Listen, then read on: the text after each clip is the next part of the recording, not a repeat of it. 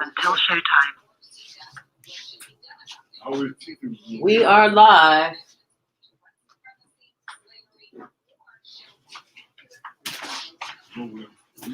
Hello. You did something with your notes. Keep it here. It must be with my notes. It must be with my notes. I get it.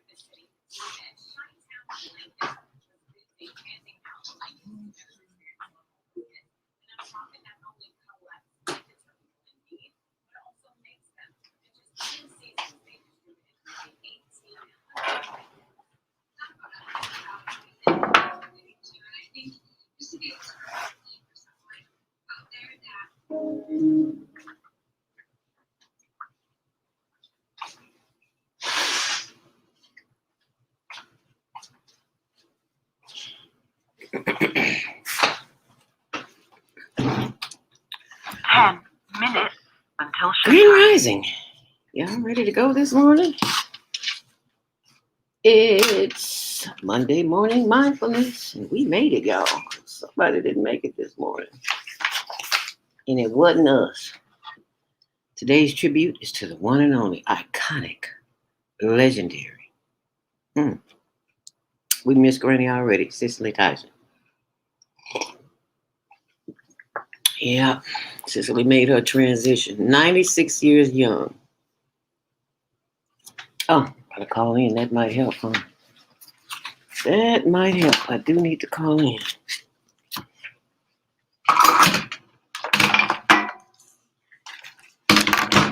Yeah, we'll go live in 10 minutes, y'all.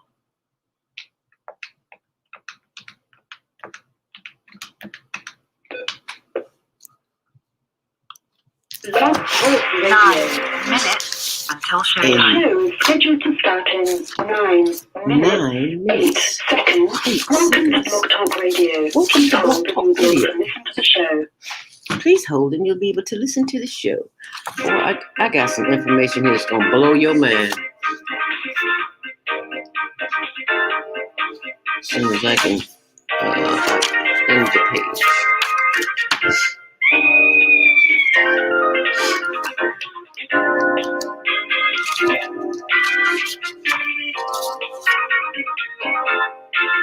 Here's my book.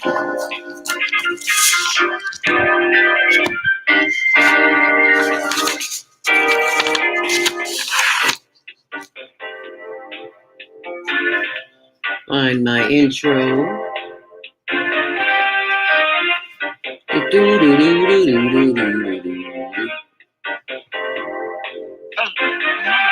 8 minutes.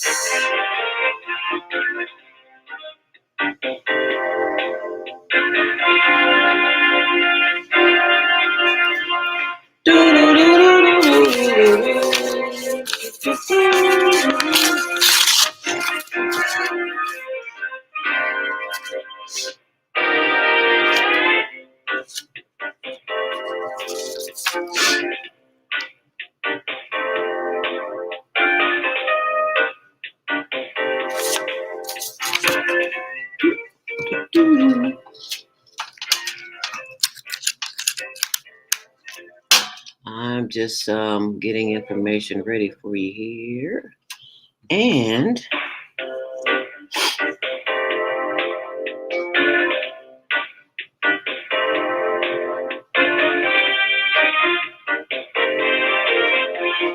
minutes until showtime.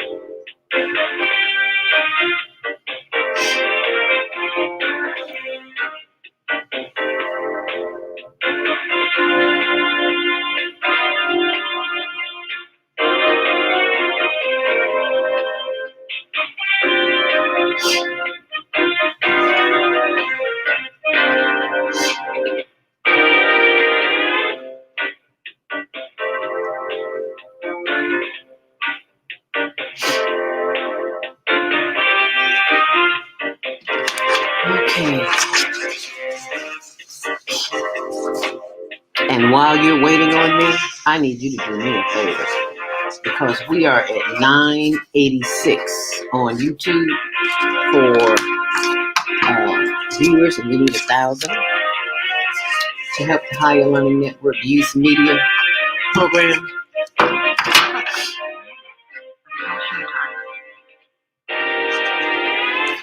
we need you to do that. We need you to go to YouTube right now and type in Higher Learning TV Show. And when you see this logo, you see that logo right there? You'll know you're at the right place. And that way,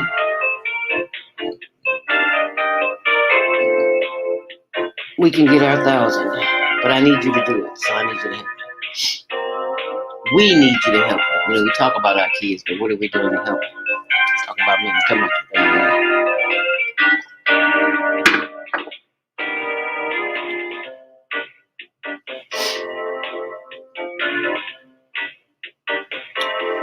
So that's what you can do right now while you're watching me. Just pick up the phone. You have 5 minutes.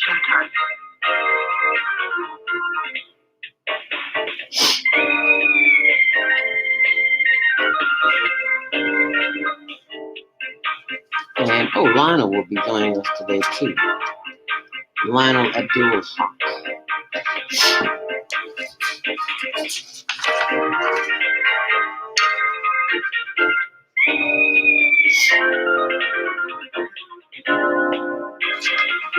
What was the name of that new Lionel? All I gotta do is look at it. There.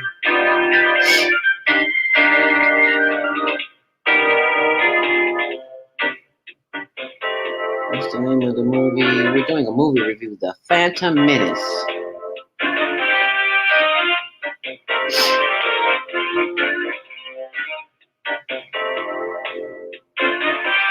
I never even heard of it. The Phantom Menace.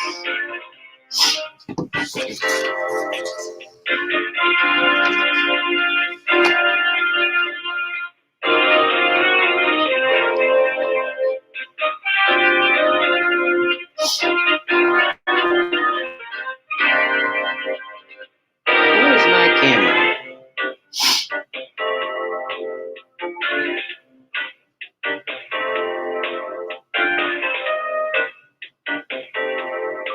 Grand Rising. Thank you for joining me today. Zelda Speaks, the Mindfulness Stress Relief Coach here at the studio of the blogtalkradio.com, the Female Solution. Be sure and join me this morning, 7 till 9 a.m. Central Standard Time, as we honor and celebrate the life and legacy of our very own Cicely Tyson, who made her transition this past Thursday. She was 96 years young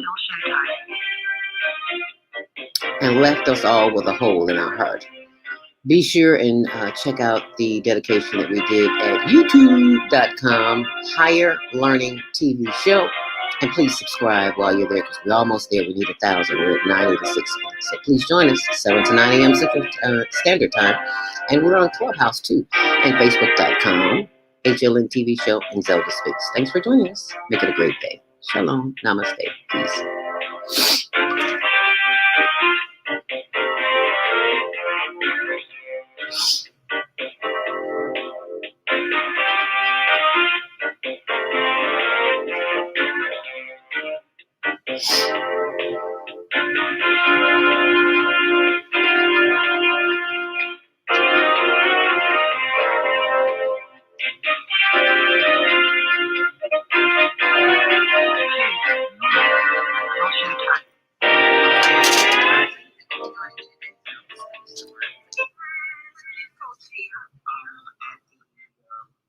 Studio of the Blog Talk Radio.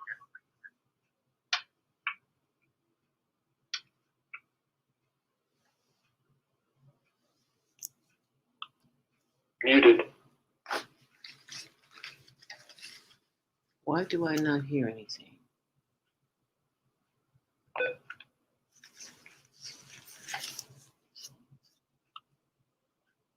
Says I'm connected. Okay. Well, I just don't know why I don't hear anything. Oh, probably because I got the volume down. Duh. Okay.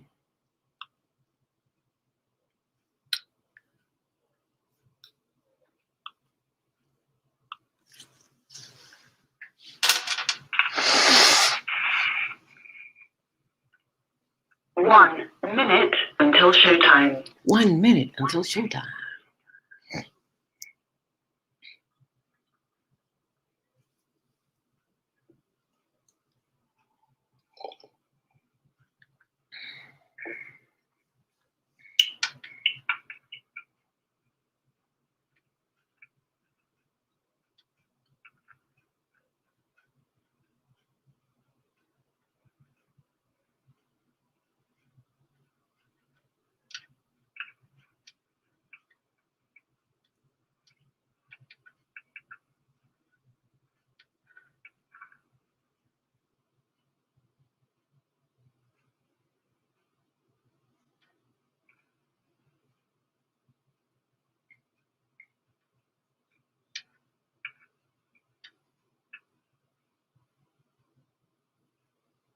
Your shoe will go live in 5 seconds.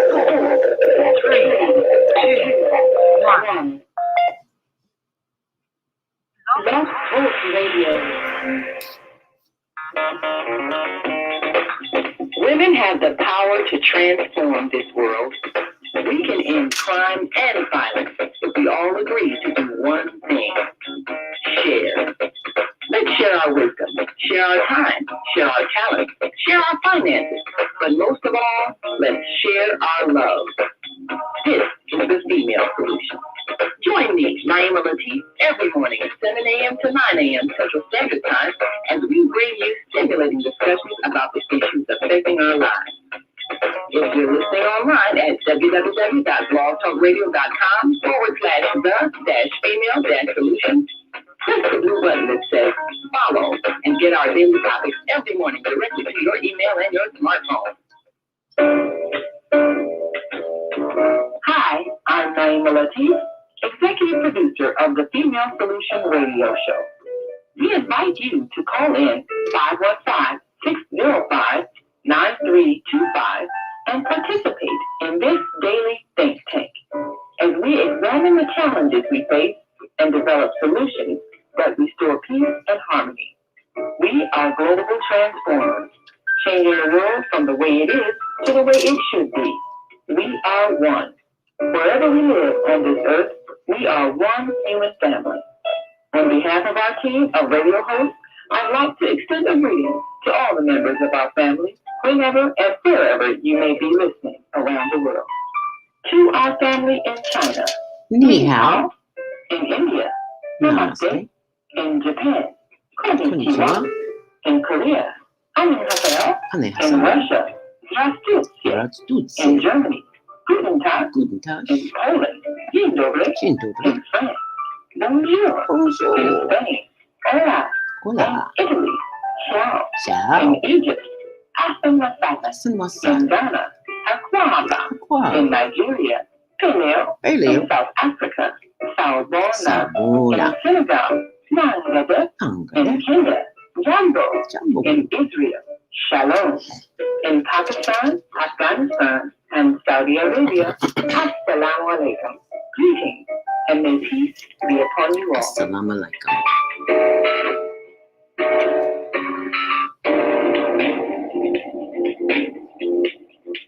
Is Monday morning a struggle to get out of bed into the swing of things?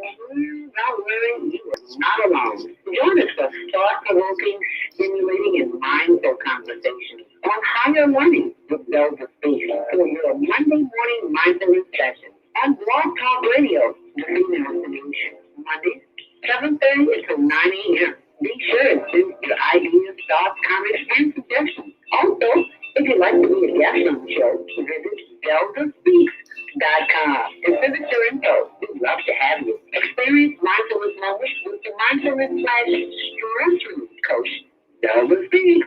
And thanks for sharing the mindfulness moments with us today. Stay on purpose, stay empowered, and stay tuned to the next session of mindfulness on higher learning with Zelda Speaks. Make it a mindful day. Thanks for listening.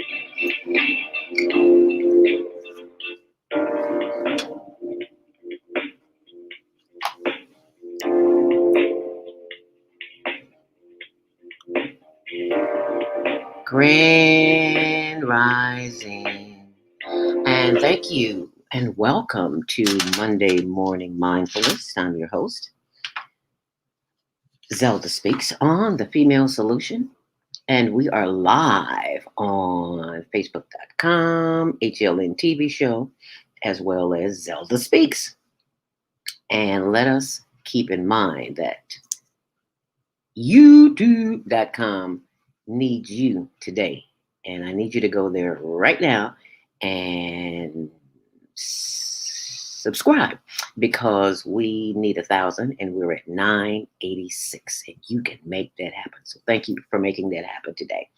Happy Earth Day, birthday, born day. Today is the first Monday of the month. It is 2/1/2021. And if you listened to the show last night, Soul Purpose Healing with Viata, you will know that numbers play a great role in the course of your life. So you might want to check that show out and see how it can help improve the quality of your life, because knowledge is power. So be sure and check out last night's show. Happy Earth Day, birthday, born day. If today is your birthday, your natal day, we are celebrating it with you, because it is a blessing to be here, because so many people did not make it today. And one of those people is the legendary, iconic actress, humanitarian, queen mother to us all, Cicely Tyson, who made her transition on Thursday. So we'll be celebrating her today. And I have a video that I'd like you to see that we did in honor of her, as well as excuse me, reminding you to pray for the sick and the shut in and the incarcerated and those who just don't have anybody, because there's a lot of mental anguish and frustration and fear going on right about now, because we have tuned out the inner spirit of ourselves. We are trusting that something that is outside of us instead of trusting our gut, and it is causing us chaos and confusion. So keep that in mind as you go about today. My co-host today is Lionel Abdul Haq of Community Cultivations, and he'll be joining us with a movie review of The Phantom Menace. I never even heard of it. Have you? Well, I hope you have, so we'll be able to discuss it. If you're listening online this morning, you'd like to join the conversation, feel free to call in at 515-605-9325, press 1 to speak. And also follow us on social media, Instagram at Zelda Speaks, the number 2 and the letter U. And we're also on, what did I just say? Instagram, the number 2 and the letter U. And we're also on Clubhouse this morning. Welcome, Fabian. Thank you for joining us this morning on Monday Morning Mindfulness. This is a club that is only available to those who have iPhones. Don't ask me why. I don't make the rules. I'm just a member. Okay. So if you know somebody with an iPhone, you want to see what's going on social media on Clubhouse, then tell them to ping you in when you get your new iPhone. Be sure and check out my blog, zeldaspeaks.wordpress.com. And there's a tribute there to Cicely Tyson as well. And if you are a person in pain, like I know you saw us doing the higher learning hip roll last week, because my hip was killing me. And I forgot to put on my Healy app. If you go to my site, you'll know what I'm talking about. Zelda.now.site. Zelda.now.site. That's for natural healing for pain and inflammation. And also for those of you who know that food is high and it's getting higher and you need to grow your own garden inside your apartment. I live in an apartment, so if I can do it, you can do it too. Go to zeldarobinson.towergarden.com. And be sure and check out zeldaspeaks.com for my free download, Diabetic Donut. If you, it's a PDF, how I reverse type 2 diabetes. So if I can do it, you can too. I'm sweating bricks in here. Got the light on and the heat. So, and then I'm drinking this hot tea. That doesn't help. Anyway, sweating is a good thing. As we take a look at our weather for today, as you already know, it is super cold today. Saturday and Sunday, it'll only be a -3 and a -4. But the good news is the storm is over. And we will get, it's up into the 30s today. So we'll look forward to that. Traffic and Weather is sponsored by Karen Kelly of itex.com. This is a barter agency that allows you to use your products or services to sell them to others, and you can use barter dollars instead of cash. You can also travel with it, but you got to use the promo word Zelda. Thank you, Richard McGee, in order to get that $100 to go shopping immediately. As we take a look at the expressways, on CTA and Metro, there are no reported delays, but on the Kennedy inbound, it's 18 and 19 on the reverse. On the Edens inbound, it's 25 and 21 on the reverse. On the Eisenhower, a little more congestion. There's 25 minutes inbound and 21 on the reverse. There's a lingering delay from an earlier crash outbound on the Eisenhower. On the Stevenson inbound, 17, 18 on the reverse. On the Dan Riley end, there is a little inbound delay, 16 minutes from Jane Byrne interchange, 15 minutes on the reverse at 47th Street, there's an outbound crash, so expect delays there in the express lane. And also that accident at 63rd, that earlier crash, has been cleared up. On the Bishop Ford and Lakeshore Drive, it's 11 minutes in both directions. And that's your traffic and weather, sponsored by Karen Keller of itex.com for entrepreneurs and business owners. If you have something that you would like to share. What I'd like to share with you right now is the tribute that I did for our iconic sister, Queen Mother, and that would be Cicely Tyson. And yesterday's conversation made me realize that not everyone knows about Black history, so it is my responsibility to share that because I was shocked. So let us proceed. Can you see it? Nope, you cannot. Oh, okay. You can't see it. So let me start it over. Okay. And the reason why you can't see it is because I forgot to hit share screen. That might help, Zelda. Okay, here we go. Our tribute to the Queen Mother, Cicely Tyson. Enjoy.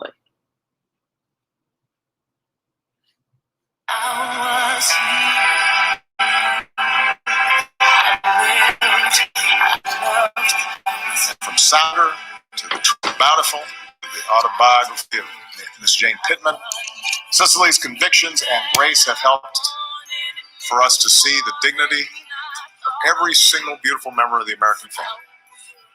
And she's just gorgeous.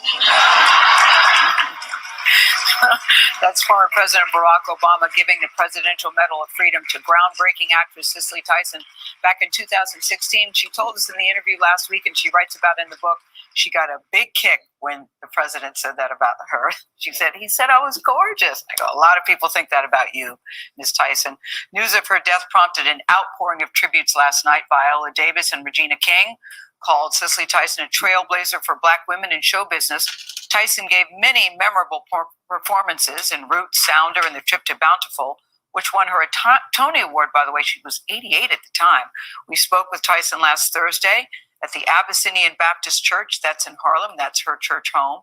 And she talked about the obstacles that she's overcome, her dedication to acting, and discovering her calling. So here we sit in 2021. You still enjoy acting after all of these years. If I read a role that has something to say that I want to express, then it allows me to speak. And as a little girl, this was painful to me to read. You didn't feel beautiful as a little girl. Oh, I know I wasn't, because I was skinny. That's number one. And I was Black. That was number two. And I was nappy-headed. Okay. But then as life turns out, life has other plans for you. I was walking down Fifth Avenue, and someone tapped me on the shoulder and said, who's your agent? And I said, agent? He said, you're a model, aren't you? Had you thought about modeling? You interested in modeling? I didn't know what modeling was. Inspired by that encounter on Fifth Avenue, Tyson enrolled in modeling school.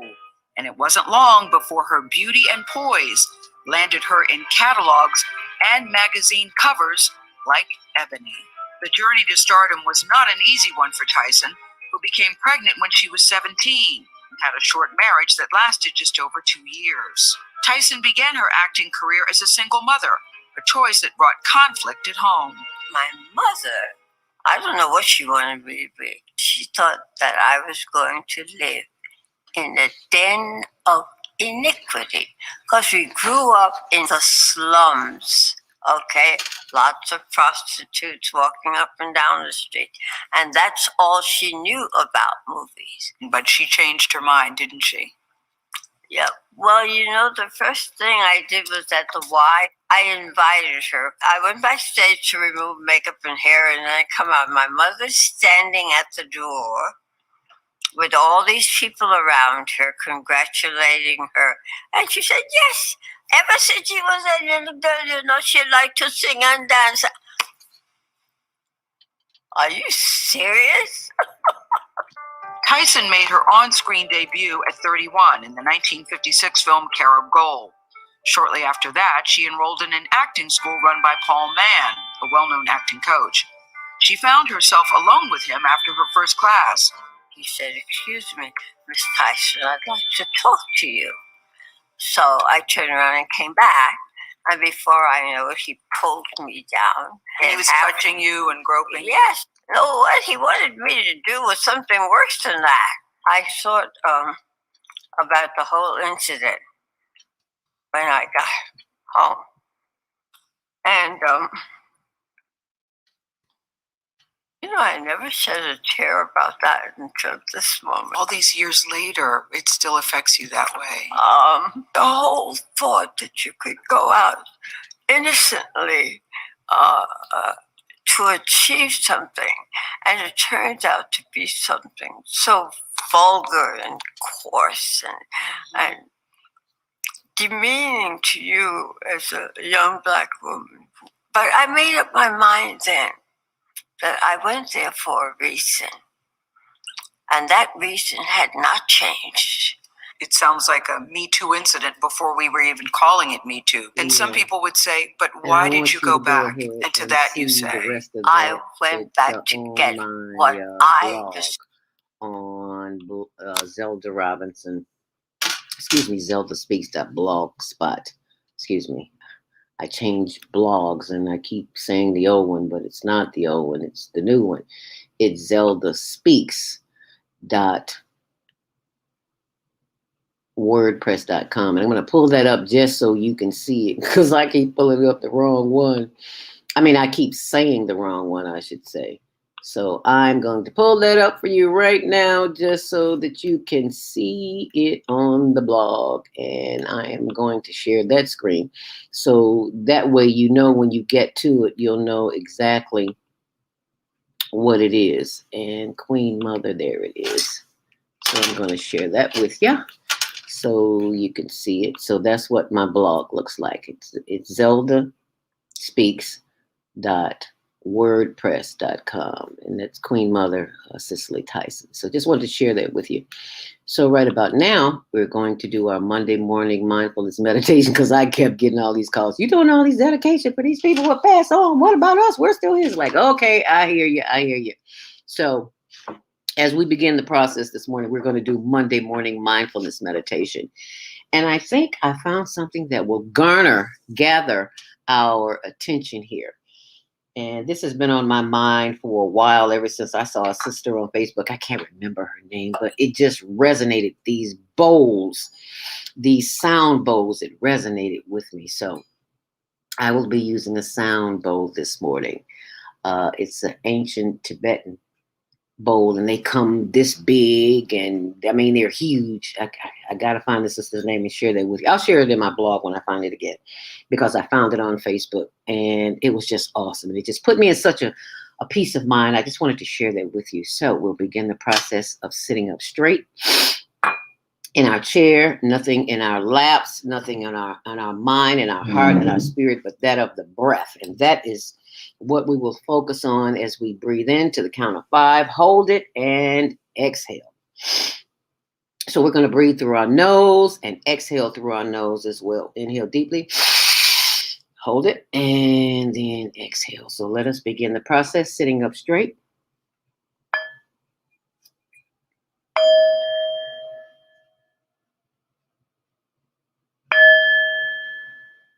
As we quiet our minds to prepare to go within.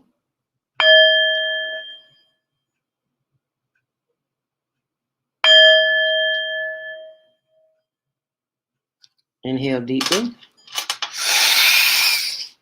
Hold it. And exhale.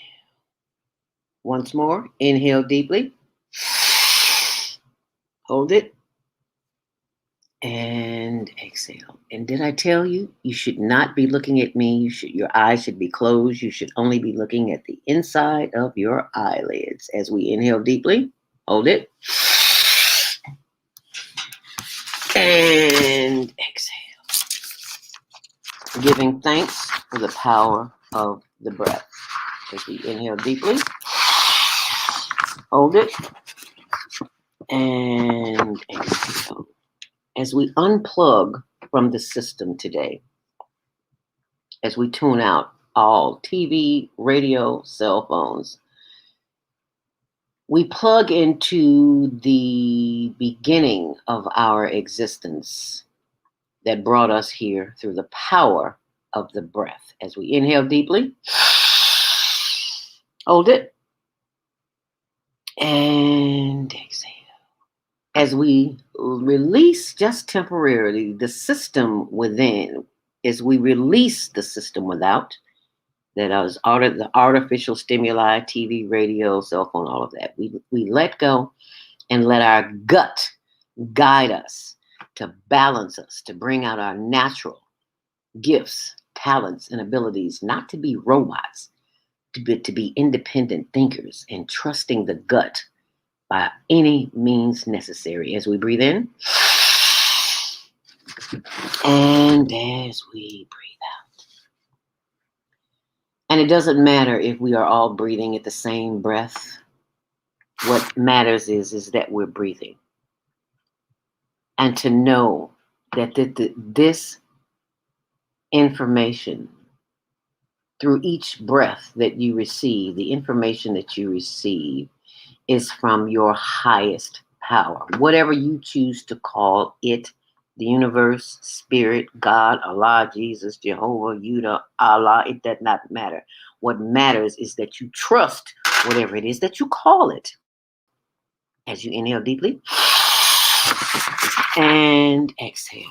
And know that as you exhale, each and every breath that you take brings you closer and closer to that of which you truly desire to be, what you were desired to be. As we breathe in and as we breathe out. This time as we breathe in, feeling that energy, bringing all of that energy from the breath to the top of the head, and then breathing in and sending light and love and energy down through the face, the forehead, the cheeks, the chin, and the neck. Oh, put those hands up there and massage that neck, because that neck needs it. That is where we hold much of our tension. As we breathe in and as we breathe out, bringing that energy back on down through the chest, the solar plexus, and the sides. As we inhale deeply, hold it, and exhale, bringing the energy on down through the hips, the buttocks, and the back, and the legs. As we inhale deeply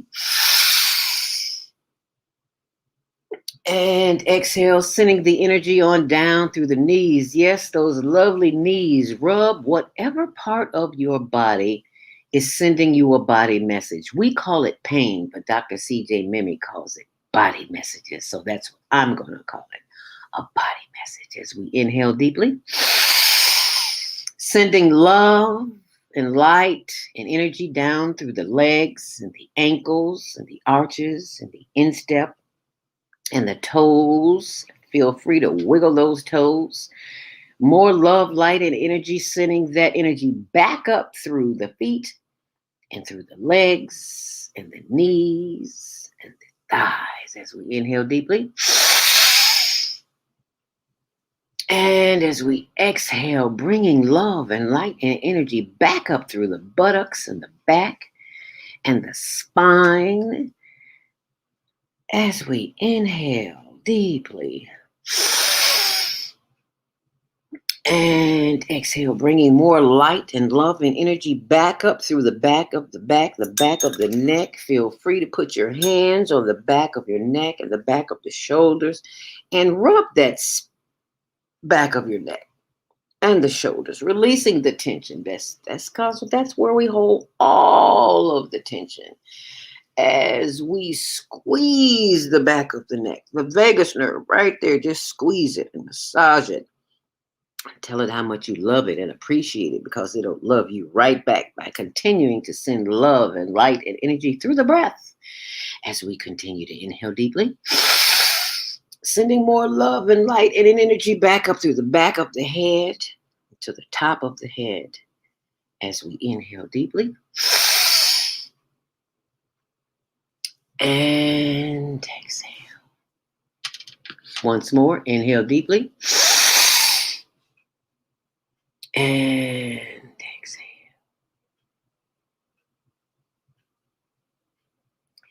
And just marinate in the thought that you and you alone are in control of your stress this day, because you have the power of the breath at your disposal at any time, in any place. As we inhale deeply. And this time, as we exhale, bringing the head forward, chin to chest, and rotate that head to the left. And slowly bring it around to the back. Slow down, you're moving too fast. Slowly bringing it around to the right, slowly. Slowly bringing it back, front and center. Head up, inhale deeply. And as you exhale, bring the head forward, chin to chest. Slowly rotate the head to the right. Slowly bring it around to the back. Slowly over to the left. Slowly bringing it around to the front. Head up, inhale deeply. And exhale. Inhale deeply. Slowly turn your head to the left as far as you can, feeling a stretch in the right side of your neck. And bringing the head back to the front. Inhale deeply. And exhale, turning the head to the right as far as you possibly can, feeling the stretch in the left side of the neck. And bringing the head back forward. Let us take one more long, deep inhale together. Inhale deeply. Hold it.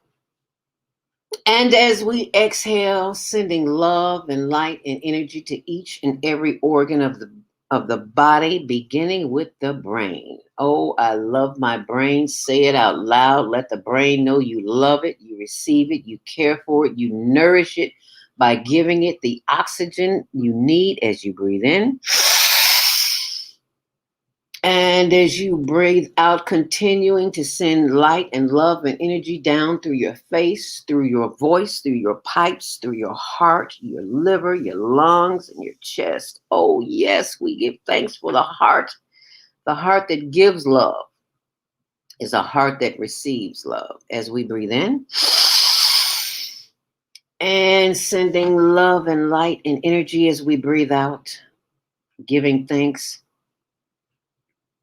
for the lungs. So many people have lung issues these days. We give thanks for the liver, the pancreas, send it love, the spleen, the spine, the systems of the body that work tirelessly and we don't even know anything about it, beginning with the breath. As we breathe in, we give thanks for the digestive, circulation, and assimilation systems that keeps us moving, that keeps the system moving. And if your system is stuck, as in constipated, go to my website and find out how to unstick that bowel movement. Just get you some Nopalator. It's at zeldaspeaks.wordpress.com. Inhale deeply. And as we take this last long, deep breath, We give thanks for the powers that be that allowed us to be here this day as we celebrate Black history, knowing that it is Black people who invented everything. What? Inhale deeply and exhale. Yeah, I know it's a shock to you, but you need to know the truth. I am so enamored with a book that I am reading, Investigating the Science of Self. It's called Black People Invented Everything, not some things, everything. And you have got to get this book by Dr. Sujan Kumar Das, founder of the Solutionary Institute. Didn't we say we were solutionaries here on Monday Morning Mindfulness on the Female Solution? Yes, we did. And this is proof. But I have got to share this with you. I forgot to mention that in the course of your chaos during the course of the day, if people get in your face, you just simply stop breathing. Inhale deeply. And exhale. Because when you do that, they will look at you like you have lost your mind. But what that does is allow you to train yourself to catch yourself in the midst of stress and chaos and confusion when you start breathing. And if you got a little stank on your breath, like you forgot to brush your teeth, or got a little garlic, a little onion, trust me, they will step away. So just remember that. And more tips are at my YouTube channel, Zelda Speaks. You'll see that. But I've got to get back to speaking on Dr. Sujan Kumar Das. Black people invented everything. I had a story to tell you about that too. I'll tell you about that later. But you must go to page 13. When I read this from page 13, well, first of all, let me preface it with the inventory, the table of contents. It talks about the introduction, Black people made America, and a short guide. Let me tell you about the deep history. Black people invented transportation. Black people invented style. Well, we already know that. We invented surgery. Did you know that? I did not know that. We invented music. We know that. We see that our music is everywhere. We invented cuisine. Black people invented housing, animals, medicine. Oh my God, page 116 talks about medicine. This book is blowing me away and it'll blow you away too. Black people invented farming, education, art, manufacturing, mining, metalworking. Black people invented government. Well, what happened? Well, that's another story. Well, we're getting close to it. Kamala's in the White House. Black people invented business, language, invented sports, invented weapons. Oh my God. This book is how many pages? Almost 300 pages. It's worth it. But I lost my page. I wanted to share with you something that really blew me away. It says, beginning in the 1970s, Dr. Shirley Jackson experiments with theoretical physics paved the way for modern telecommunications, including touch-tone dialing, the portable fax, caller ID I knew about, call waiting I knew about, some sisters in the south suburbs, northern suburbs, and the fiber optic cable. Without Dr. Jackson, we'd be far from 5G. Meanwhile, Black mathematicians like Katherine Johnson, Dorothy Vaughan, and Mary Jackson pushed the world forward. Without Otis Boykin, there would be no IBM, and thus no personal computers or Macs. Without Mark Dean, and this I know for sure because I met Mark Dean at when I was speaking some years ago at an engineers conference. Mark Dean is an engineer. Without Mark Dean, those PCs wouldn't have an LCD monitor. The kind used today in voice over internet protocol is called VoIP, VoIP, which was first developed by Marion Croak. Without Lisa Golabtor, Golebtor, there would be no animated GIFs, shockwaves, or Hulu. Who knew? Hulu. Who knew? Well, now you know. We should know these stories. Why don't we? As Neil deGrasse Tyson said, it If the only time you think of me as a scientist during Black History Month, then I must not be doing my job as a scientist. Well, now you know, and you have no excuse. I mean, everything. Black people just invented everything. You've got to get this book. Do yourself a favor. And that's why I'm buying my girlfriend a book. I have a Jewish girlfriend, and I was telling her about it yesterday.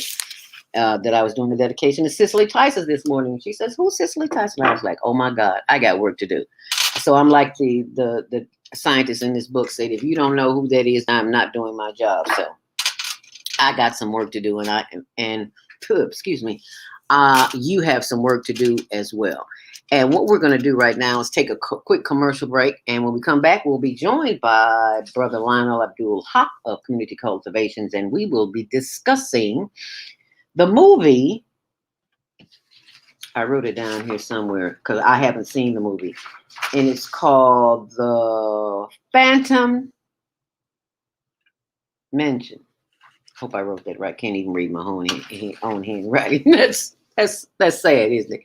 Anyway, it's 7:35. I'm going to quick commercial break so we can pay the bills. In the meantime, I need you to go to YouTube and subscribe to the Higher Learning TV show. It's youtube.com, Higher Learning TV show. Because we're at 986 and we need 1,000 viewers. So please do that now, and we'll be right back right here on The Female Solution. You tuned in to the Soulful Chicago Book Fair 2020 Vision Fundraising Campaign. That's right.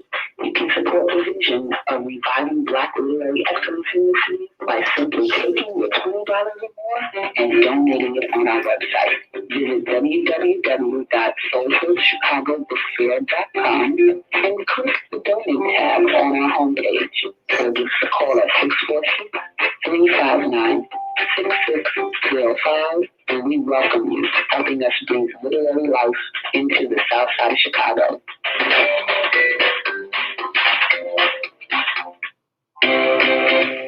We all say we would like to be wealthy, but wealth isn't determined by how much money you have. Wealth is determined by your power to define what money is. The dictionary defines money as something used as a way to pay for goods and services and to pay people for their work. So how would you like to have access to an unlimited source of money? Money that is not taxed by the government. Money that increases as you share the opportunity with others. Money that you can use to pay for goods and services and pay people for their work. I'm talking about Bitcoin. It's the future of independent wealth building. Bitcoin is the new money that you control. Get started building your wealth. Call 312-849-3456. That's 312-849-3456. Are you constantly arguing with yourself? Are your children used to do acting out? Coming in some people's words? Have you been intimate with your family? Are you grieving the loss of your life? Let us help you restore serenity to your life. At Serenity Family Social Services, we understand that good mental health is a result of emotional well-being. Our goal is to assist you and your family in removing emotional distress and restoring harmony and balance to your lives. We offer individual, couples, and family counseling. I'm Howard Williams, CEO of Serenity Family Social Services. Call us today at 312-315-4820. That's 312-315-4820.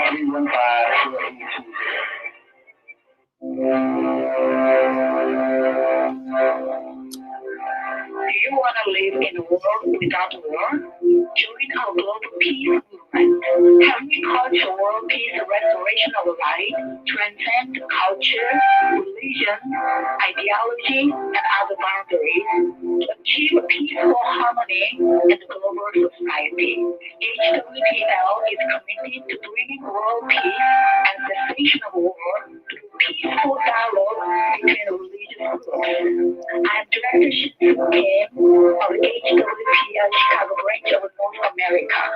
Join us for our next gathering. Call 773-580-1501 and be a part of the movement for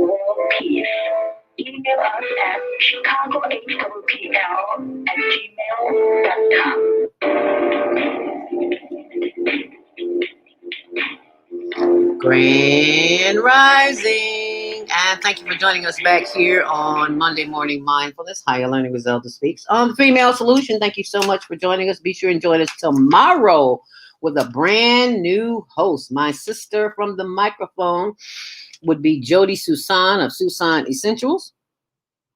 The name of the show is called Cell Care. Interesting, isn't it? CELL. Cell Care. Not your cell phone. It's another kind of cell, the cell within. Remember in meditation this morning, we were talking about the self, taking care of the self. So that's what Jody will be talking about, cell care. So be sure and join us tomorrow morning, 7 till 9 a.m. as we kick off and congratulate our new sister of the microphone, Jody Susan of Susan Essentials.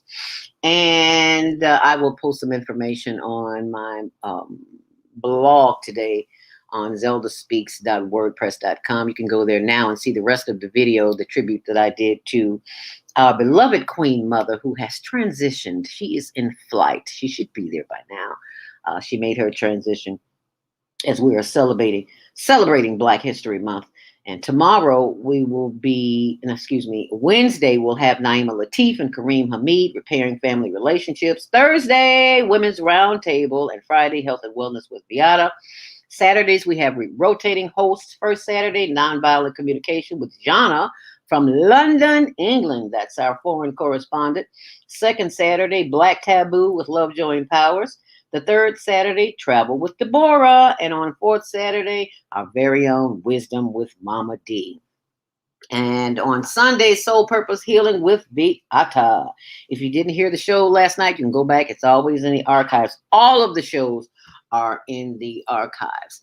And it is time for us to go to the phone. If you'd like to join the conversation, 515-605-9325. And remember, you must press 1 to speak. Otherwise, we cannot hear you. So as we go to the phone line, 773-642, we bring to the table our very own co-host. That would be Lionel Abdul Haq of Community Cultivations. Welcome to the conversation, Lionel. Thank you for joining us this morning.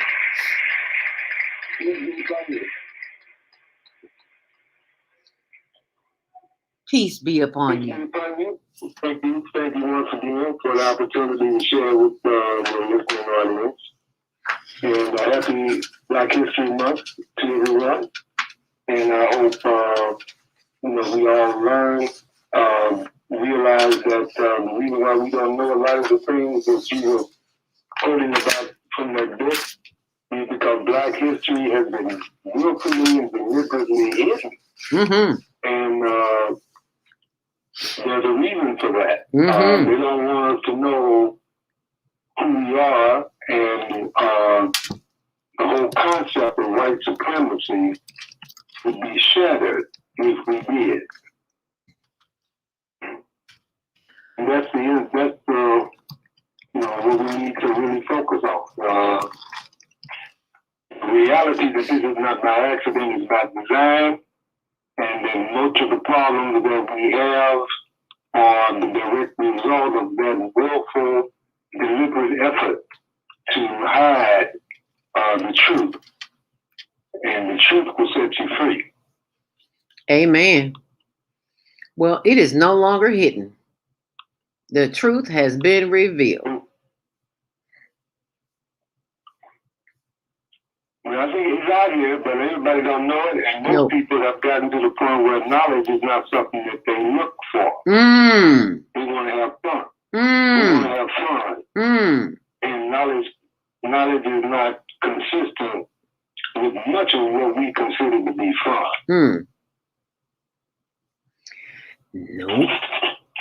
If it's not fun, it's not for this one. And that is the kind of thinking that keeps us stuck, that keeps us in a place that we don't want to be longer than we want to be there. So how do we move beyond that? How do we move beyond accepting what they've told us and the truth? How do we move beyond that? I think we begin by breaking the habit. Because the habit is really the habit of foolish behavior is a double dose. It really it locks us in physically, mechanically, to the mindset that has been given us.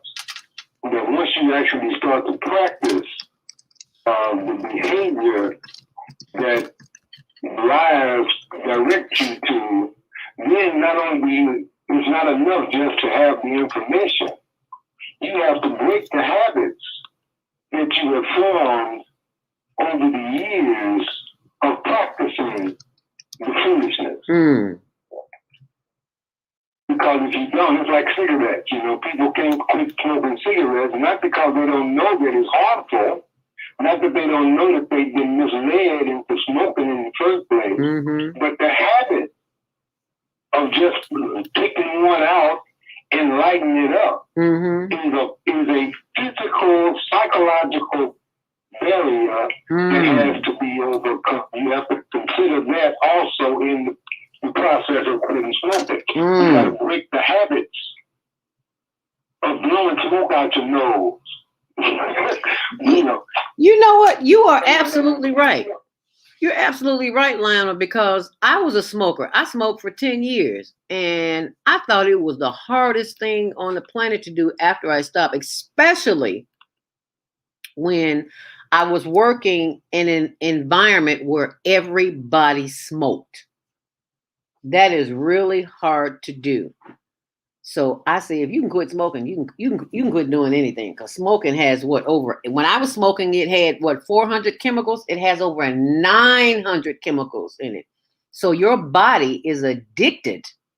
Thank you, son, for coming up. I appreciate that, even though it's cold outside. Thank you, son. I appreciate it. Can't see, but that's okay. That's what you said. It's not only a mindset, it's a physiological hurdle that you've got to overcome, because you've got over 900 chemicals in your body, over 899 you can't even pronounce most of them, and they're running havoc in your system, and you don't even know it, and you wonder why you go to reach to grab for that nicotine, because it's like you said, Lionel, it's physical and it's psychological. And how do we move beyond that? Go ahead. It's universal. The idea of slavery is not just psychological, but it's physiological. Yes. The environment perpetuates the idea of white supremacy, because most of the things that we see are projected in a way that tells us that white folks are superior. And so the physiological reality reinforces the psychological. And you can't get to the psychological until you break the physical. You break free from it. So we got a lot of work to do, but the journey of 1,000 miles begins with a single step. And we have to make conscious efforts to undo what has been done. Yes, we do. And on a consistent basis, on a continuous basis. It's like you've got to stand on guard at the door of your mind, body, and spirit to protect it. Because there is someone out here, there's a whole universe out here that is trained, for lack of a better word, to keep you in the state of consciousness that you are in, and that is the station of frivolity, of having fun, of getting to the next. That's not the whole universe. The whole universe is like that. It's just the world that is controlled by the so-called powers that be. The universe actually speaks a totally different message. Yes. The universe speaks the truth. Yes, the thank you. universe speaks of a greater reality than materialism and fun. Yes. That's not what's out there. The universe speaks a message of work, consistency. That's what the universe speaks. But we've been turned off to the universe and locked into a false reality that is manufactured and maintained through what we call the Phantom Menace. The Phantom Menace. This is a good introduction to our subject. The Star Wars series that had begun in the 70s with the ending segments, and then began in the 90s or 2000 with the beginning series that started with the Phantom Menace, the movie The Phantom Menace. And this speaks volumes about the issue of slavery, about the issue of miseducation, and the subject that we're discussing with regard to the problems that confront us as a people, as a human society, is based on the judgment that is coming at this particular time in history that is going to force us to change. One way or another, we're going to change. Ain't no doubt about it. This is the day of the resurrection of the human spirit, the true human spirit. And the true human spirit is not fun. So in beginning this discussion today about the movie series, I would like to first of all establish the fact that I haven't always done this. This is not something that I've always been doing, but I was inspired by the leader of the Muslim community after the passing of the Honorable Elijah Muhammad, who was his son, Imam Royal Muhammad. He gave a review of the movie The Omen that just lit my world up, and I've been doing movie reviews ever since. And I give praise to Allah for having been blessed to be in the company of Imam Muhammad when he made that presentation, because it changed my life in the context of opening my eyes to the power of the influence of mass media programming and its effect on the psychology and the social reality that we are living under at present. It's getting ready to change, but this is the major influence that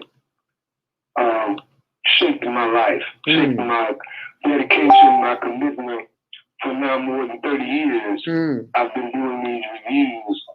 And by the grace of Allah, I think it's been getting better and better. And so I would like to read the review that I did of the Phantom Menace, and then we can discuss it in detail. Please. Go right ahead. It begins after 20 years.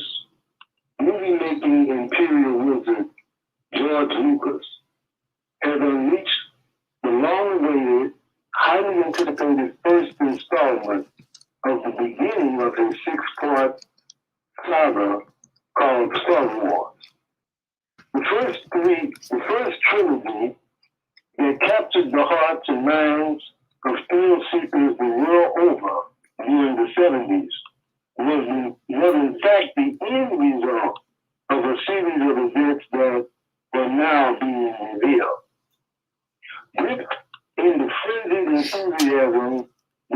rival the second coming of Elvis, the entire Western world is hyped to the max.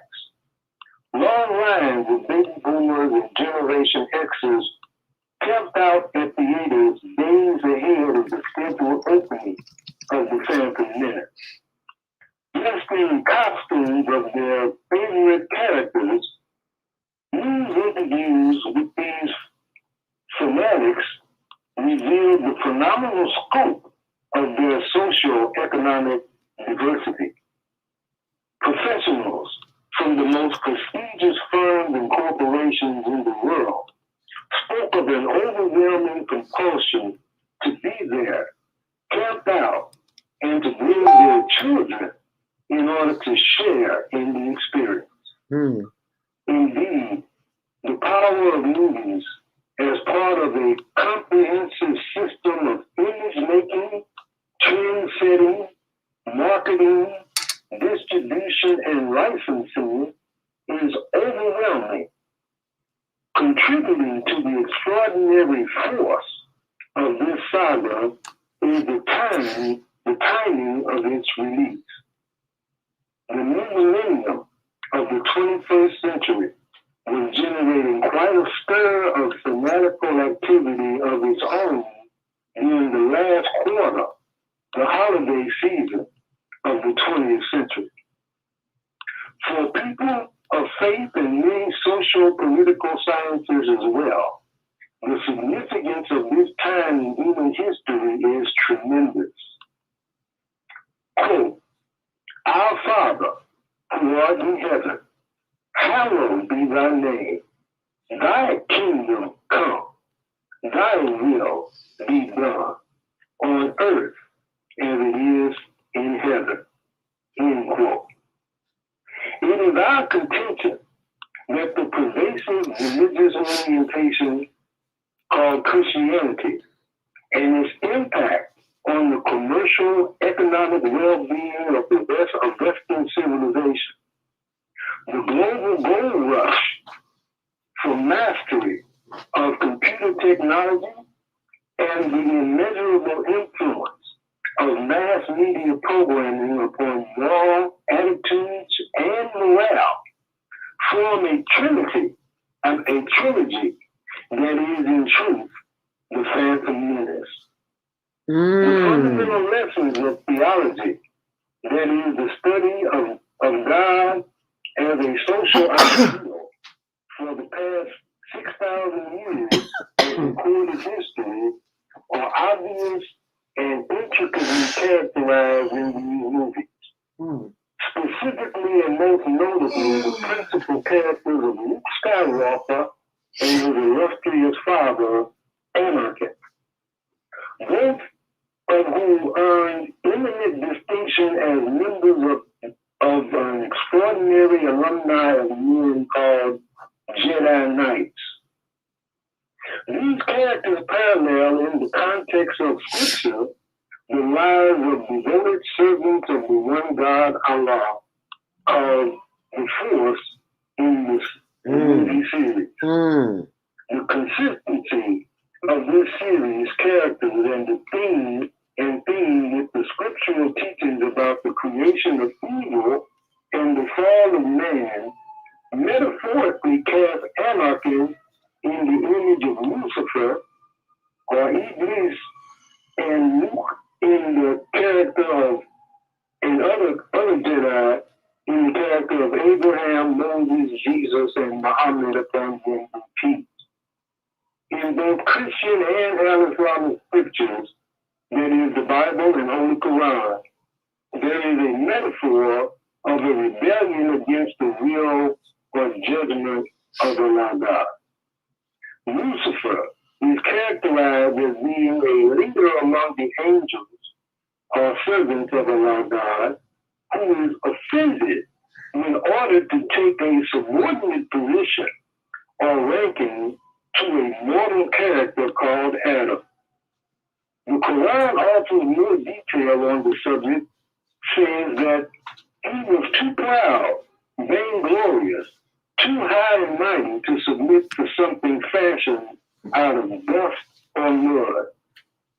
At the root of the name anarchy is the noun anarchy.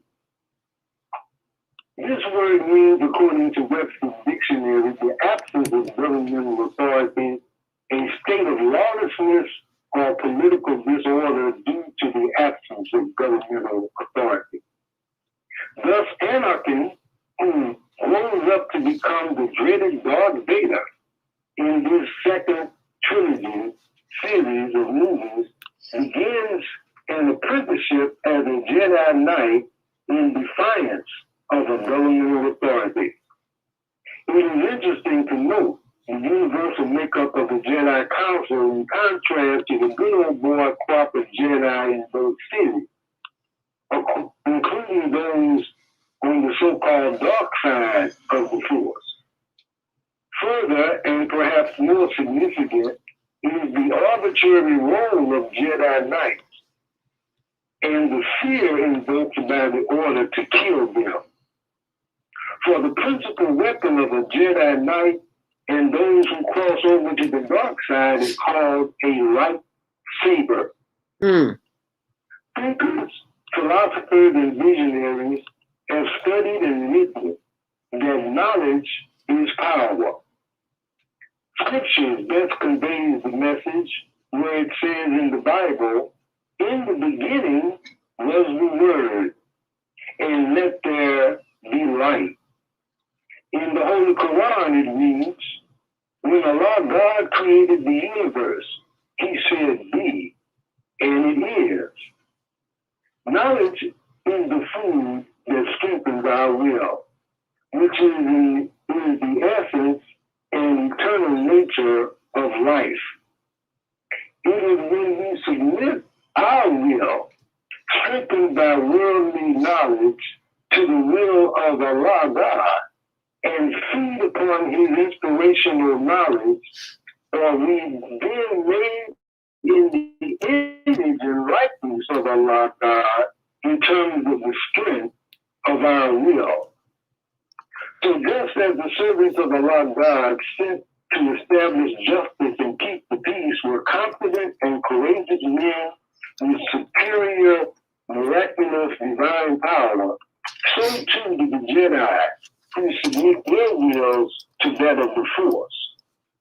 Those on the dark side have a lightsaber that is red, while their counterparts on the presumably light side use a lightsaber that is green. In the interest of time and space, let it suffice to say that green symbolizes the universal will of Allah God for growth, peace, and progress. Red, on the other hand, represents light without heat, or knowledge applied without compassion. In my conclusion, the word phantom is of particular significance to understanding the phenomenal impact and scope of this movie, and indeed the entire series. Webster defines phantom as something believed to exist, but having no substantive or tangible evidence thereof.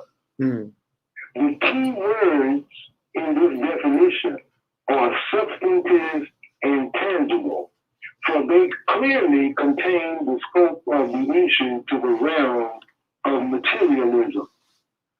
Thus, the lack of governmental authority and indeed the behavioral disbelief in the very existence of Allah God or the Force is profoundly illustrated in this series.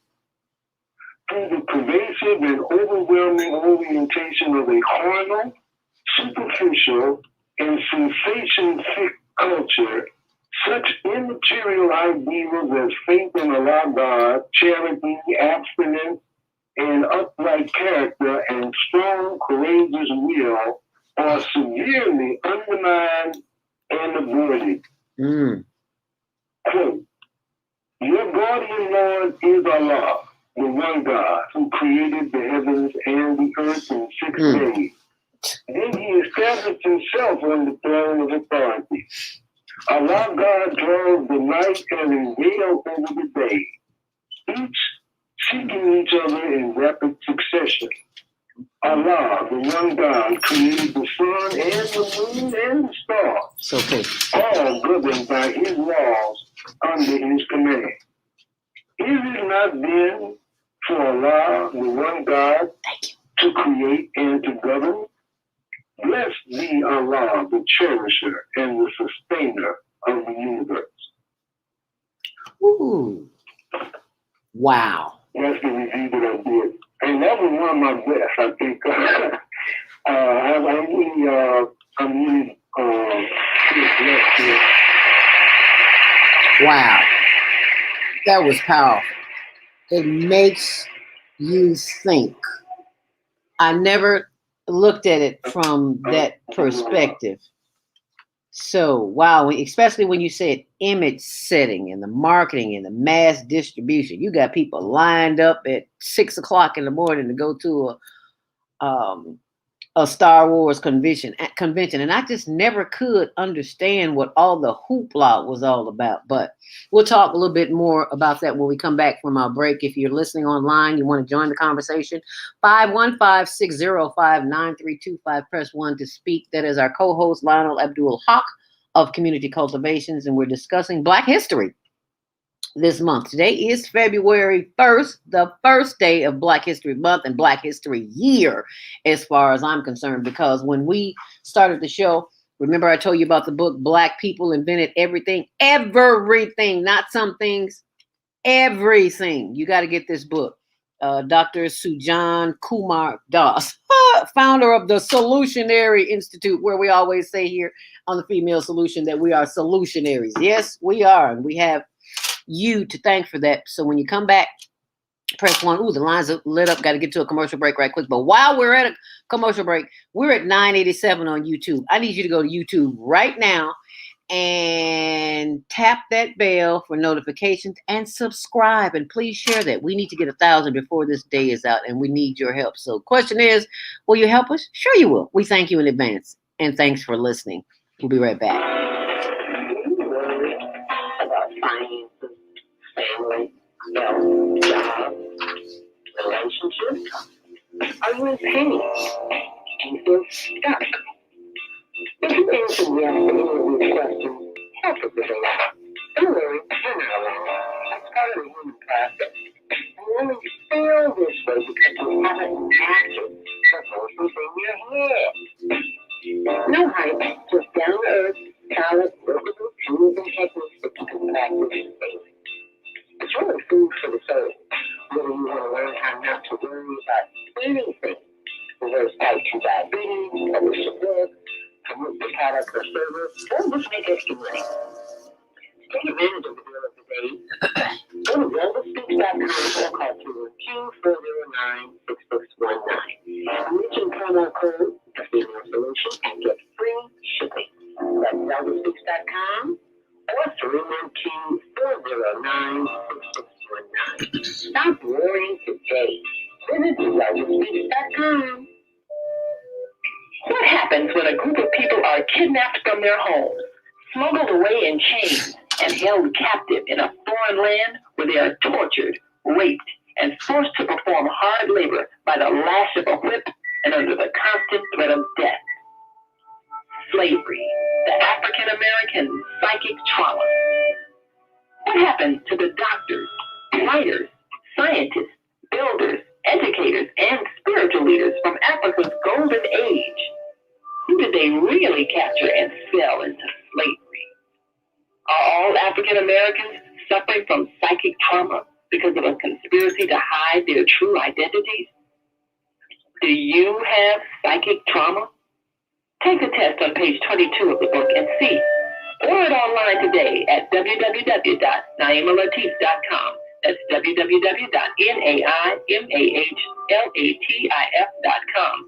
And get your personally autographed copy of the book, Slavery, the African American Psychic Trauma.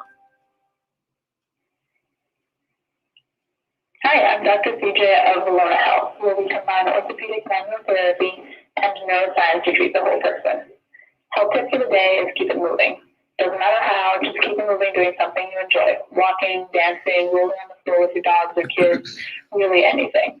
The body craves movement to keep its bones, joints, and muscles happy. Even our mental health and internal organs and digestive system rely on our movement. Thanks for being a part of the Higher Learning Network on the Female Solution. What if you could live to be 120 years old and remain active, healthy, alert, and vibrant? Our bodies are made up of cells that are constantly rejuvenating. So if we take proper care of ourselves, we can literally defy aging. Join us every Tuesday from 7 a.m. to 9 a.m. Central Standard Time to learn about self-care from Susan Essentials on the Female Solution Blog Talk Radio Show. Learn how to help your body and yourself feel rejuvenated each day through proper nutrition, sleep, frequency medicine, and many unconventional methods of self-care. I'm Jody Susan. Join me and my amazing guests by calling in at 515-605-9325 and press 1 to speak. We'll help you achieve a breakthrough in your health today. And that is our new host. Welcome to the family, Self Care with Jody Susan, who will be joining us before we go off the air at about 8:55 on the Female Solution. Self Care with Jody Susan of Susan Essentials. She is a sister I met, my sister from another mother. My sister from another mister. I got to say that right. My sister from another mister. And I met her, probably about 5 years ago at the American Diabetes Association where I was speaking. Everybody knows I reverse type 2 diabetes. Go to diabeticdonut.com. Get your free download, how you can do it too. And we just kept in touch over the years. So now she's joining the Female Solution. So let us welcome her tomorrow here on the Female Solution. On Wednesday, Naima Latif and Kareem Hamid, Repairing Family Relationships. Thursday, Women's Roundtable. Friday, Health and Wellness with Beata. Saturday, our rotating host, Nonviolent Communication with Jana. Second Saturday, travel with the Black Taboo with Love, Joy, and Powers. Third Saturday, travel with Deborah. And the fourth Saturday, our very own, excuse me, let me clear my voice for this one. Our very own Wisdom with Mama D. Yes, and that is our lineup for the weekend. On Sunday, Soul Purpose Healing with Viata. If you didn't hear the show last night, you got to go back and listen to it. And did you go to YouTube while we were in commercial break? I need to see the numbers grow. So please go to youtube.com, Higher Learning TV Show. You see that logo right there? You know it's the right one. So click on it right now. I need you to do that, okay? 515-605-9325. Press 1 to speak. As we go to the phone lines, area code 706-202. You're live on the Female Solution. Grand Rise. What's your name? Where you calling from? And what's your comment as we celebrate the life and legacy Black History Month with Queen Mother Cicely Tyson. I can't even get the words out. I'm so devastated. Queen Mother, we salute you. We give thanks for the elders right here, right now, because we know you have made the journey. You are safe in their arms. Mother Cicely Tyson. Queen Mother Cicely Tyson. Hi, who's on the Female Solution line? Good morning. Grand Rising. Thanks for joining us. Grand Rising. Spread the quantity. Calling you, Georgia. How are you? Wonderful. Thank you for joining us with Brother Lionel Abdul Haq this morning. And assalamu alaikum, my brother. And peace be to you too. Black History Month. Well, it's our story. Carter G. Woodson created Black History Week in order to celebrate Lincoln, who emancipated us. The part in 1976 that Jimmy Carter gave the total month to us as honoring Black people in 1976. But what we're seeing here is that this is our story, just like you were reading from the book and saying that we created everything, and in that is truth. And so we have to begin to honor our truth because we were the first human in creation. And Lionel, I commend you when you were talking about Star Wars, because we overstood the stars and that we aligned what we put as above, so below. And the part in which we were able to do is to align the stars, which is the biggest star that in our solar system is Sirius. And she is aligned with the pyramid, and she's our calendar. And this is what the 31st of December is that she's at 180 degrees and she's directly overhead. So he said, let there be light. And his name, the sun, the moon, the stars, the signs, and the seasons. The stars and constellations, we're right now in Aquarian age, moving into this era, because all of the planets that he named, basically we have 5, I think it's 5 or 6 right now in the sign of Aquarius. So these are the signs in which we're beginning, because the water bearer is what she is. And what we're seeing now is things being washed clear, and the veils are being lifted. And the minds are being fed because, and understanding our story, because you define the people by land, history, and culture. Our story is the essence of human story. But what we have to begin to do is seek truth from within. And the light will shine upon those that need to see. Those who have eyes will see, those who have ears will hear. Because it's through you, Zelda, and all the women of color that bring forth the knowledge. Because when you educate a woman, you educate a nation. When you educate a man, sorry, Barbara, we just get something to think about. So it's through the divine feminine that we are educated, because she carries, like the new sister that's coming on, it's the cell. It's in the cell, and the cell in itself is the universe. Because if you had a giant microscope and looked into a cell, you would see the same thing you see in the universe. So we're all connected in our oneness. So this honoring our Queen Cicely and her book, Just As I Am, of all the things in which she showed with her regalness of what a woman of color is supposed to be about when she's even visioned by others and film. She carried that and she lived that. And so it's good that we're seeing, this time that she lived to be 96. Mm-hmm. And this is a part in which was for us to see, the greatness of it, because she was the queen, and then Hank Aaron was the king of home runs. Mm-hmm. But there was a king and queen that left this earth in that time. But these are the things in which we needing to see ourselves. So I thank us for honoring our people, but every day is our day. Amen. Thank you so much for sharing that, Brother Kwame. Sunhorse from Georgia. Is it nice and warm down there, or is it? I know you all didn't get 4 feet of snow like we did. No, we didn't get snow. We got rain and thunderstorms, and now it's cool. Okay. This is the norm for the winter here.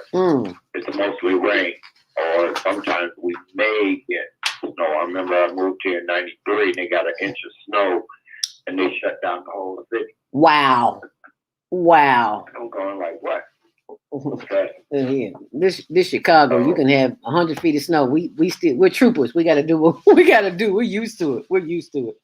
If you just tuned in this morning, I'm sorry, Kwame. No, I just wanted to say, we're people of the sun. Yes. And living in an ice age and being herded into that northern area was part design. Mm-hmm. And that we've been taken out of our element and our disconnection from nature. And this is part of what we need to go back and look at, the Overground Railroad that which is above us, and being able to be as the Milky Way. And this is what Star Wars was showing us, because the Dogons knew all of the stars and the systems long before there was even telescopes. How did our people know how to map our universe? Because we were one with it. Brother Lionel, you were right on target this morning. I know people want to say, what's wrong with you? Where were you at? I never saw the Star Wars series. What made me look at it, what one that I did see was James Earl Jones. And you talk about the Force being in full effect. I didn't know who Darth Vader was, Luke Skywalker. I didn't know any of those. All I knew was James Earl Jones was the voice. And it was his voice that made me look at it. I didn't know that it was a series. Go ahead. Could I check? Because Star Trek was really more powerful than Star Wars, because in its essence, it showed us. Because the first person that communicated with the universe was Lieutenant O'Rugu, which was a black woman. The one who navigated was LeVar Burton, that had been able to navigate, and he was blind. And then the essence of it is Deep Space Nine, which was completion when they were at the wormhole with Avery Brooks. So Gene Roddenberry told our story of our universal knowledge. Right there in Star Wars. No, Star Trek. I mean Star Trek. I get them mixed up. I'm sorry, I'm not a follower. Well, thank you so much for sharing that. I'm going to leave your line open, Kwame. Let's go to the phone line, get some more calls. Area code 312-671. You're live on the Female Solution Grand Rising. What's your name? Where you're calling from? And what's your comment? 312-671. You're live on the Female Solution. We cannot hear you as we go to the phone lines. Let's take another call. 773-737. You are live on the Female Solution Grand Rising. What's your name? Where are you calling from? Hallelujah. Greetings, Global Transformer. Hallelujah. Greetings. Where's with Mama D? Thank you, Mama D. I'm sorry. Your very own. And don't you forget it. Can't forget it. Don't want to forget it. Yeah. Yes, ma'am. Ooh. Thank you, Mama D. I love you too. Thank you for calling this morning. Okay. Black history was shared by Cosby Woodson, and he sacrificed his life in so doing. But it began when darkness covered the face of everything in existence, because there was no light. So if God had a color, the only color that there was black. So here's the story. But the blackness reminds me of my shadow. Our shadow follows us wherever we go. It reminds us that we have a soul. And the shadow is always there. So it's been about a shadow, because earlier somebody said something about a phantom. I mean, you think of your shadow, and though I walk through the shadow of death, no, your shadow is you. It's you. It's mimicking you all the time. Shadow is a fascinating thing. No, it's not like looking in the mirror. I mean, it's there, but depending on the level of light, you don't see it. But the shadow is there. Always there. It is reminding you of your spirituality. It is reminding you that you have a soul. And you can see it through that shadow. Shadow knows. The shadow knows. It is your soul. I remember that. The shadow knows. Are you taking us back, Mama D? I love it. The shadow knows. No, that was a program on television once long ago. It was called The Shadow Knows. Yes, that's why I said that. I was like, okay, people probably don't know what she's talking about, because that's old school for real. That was before What was that? Barnabas Collins? What was the Right, a person said that I reminded her of Cicely Tyson, of the great culture. I called her a entertainer. She was not just an entertainer, not just an actress. She was a culture, and she was the first person that I had ever seen on TV with a natural. I was in high school, and she was, I think, East Side, West Side, or something like that. She played the part of a caseworker.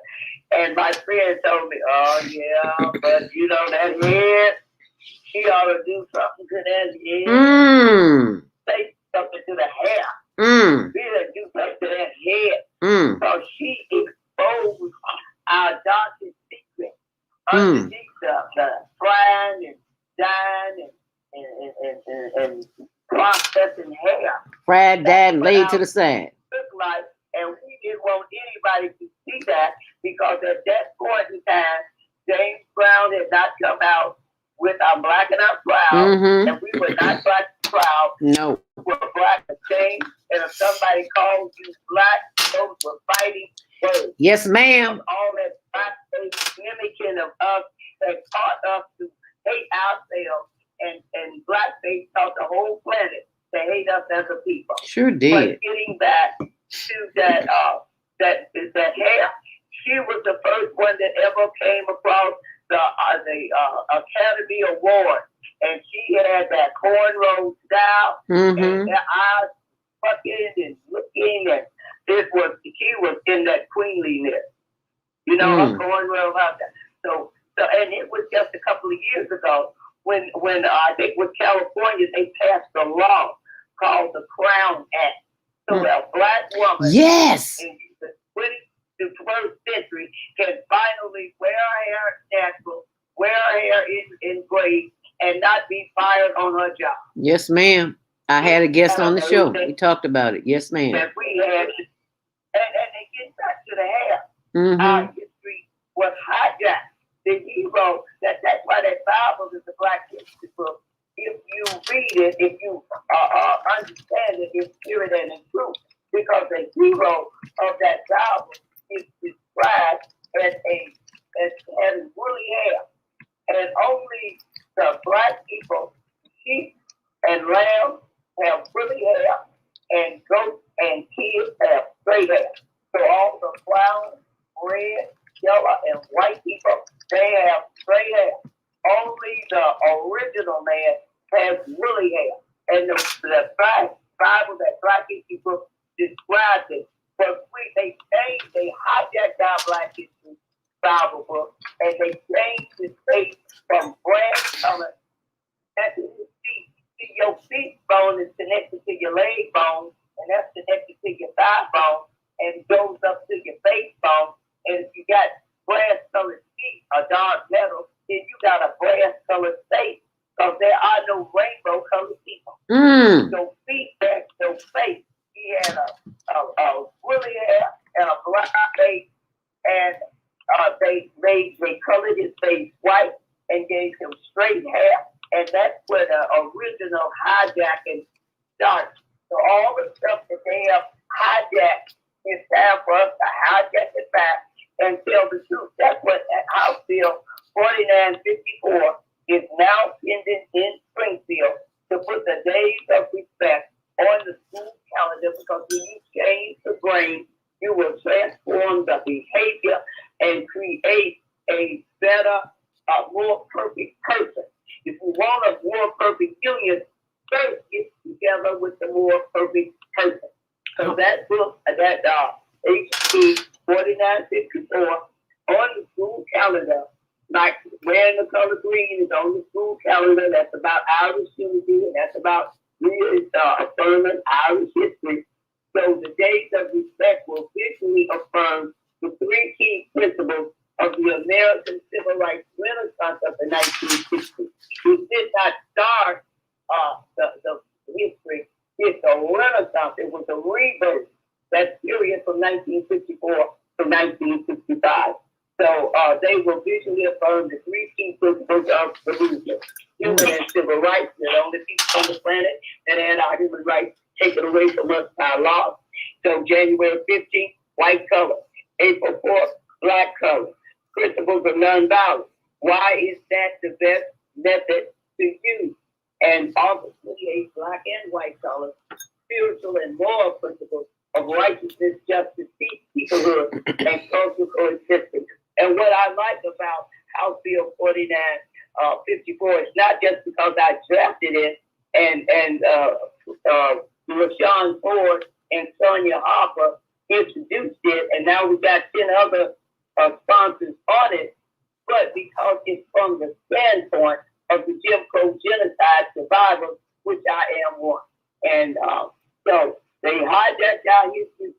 My question is, don't you think it's time, they did that on purpose, don't you think it's time that we hijack it back and spiritually secede from the whole satanic system of subordination and be in the world and not of it, like Yahshua, the Messiah, the Christ who most called Jesus said in St. John 17:9. I do not pray for the world. Get that. I do not pray for the world. I pray for those that are in the world and not of it, like I was in it and not of it. Amen, so Mama D. Spiritual possession is on, and spiritually, will you get your hand? What was that House bill again, Mama D? HB 4954. 1849-54? No, HB. Oh, HB. 4954. And how can people participate in that to be sure that House bill moves forward?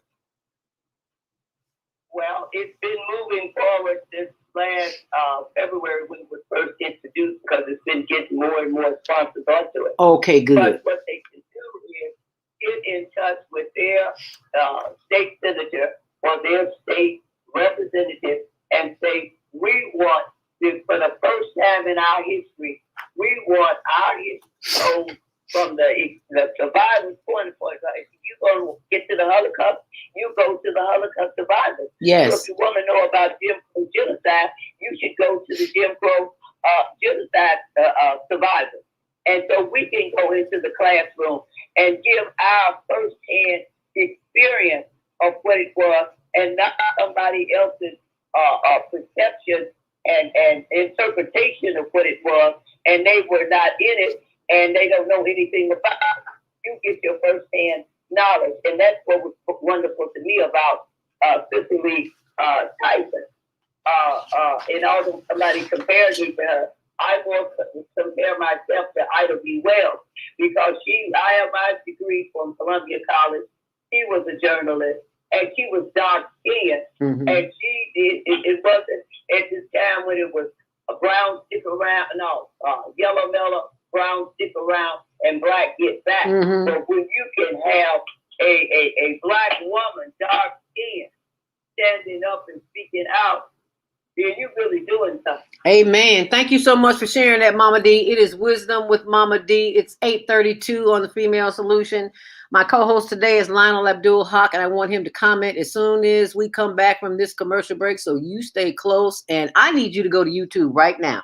For all of you who are listening, we have 987. We need 1,000 subscribers, and we can make it happen today, right now. So as we go to this commercial break, please pay attention. Go to youtube.com, Higher Learning TV show, and subscribe. Thank you as we go to our next break. We have an opportunity to transform the whole global society in the next 50 years. 50 years from now, the earth will be populated by a new generation of adults, many of whom are yet unborn. Our mission is to nurture them in childhood with love, guidance, and protection, and to raise them in healthy, happy families. If we impart values of compassion, generosity, and respect for fellow human beings in the next generation of children, they will create a world where people can live together in peace. This is our goal. Be a part of the transformation. Get your copy of the book, The Female Solution. Go to www.naimalatif.com. That's www.naimalatif.com.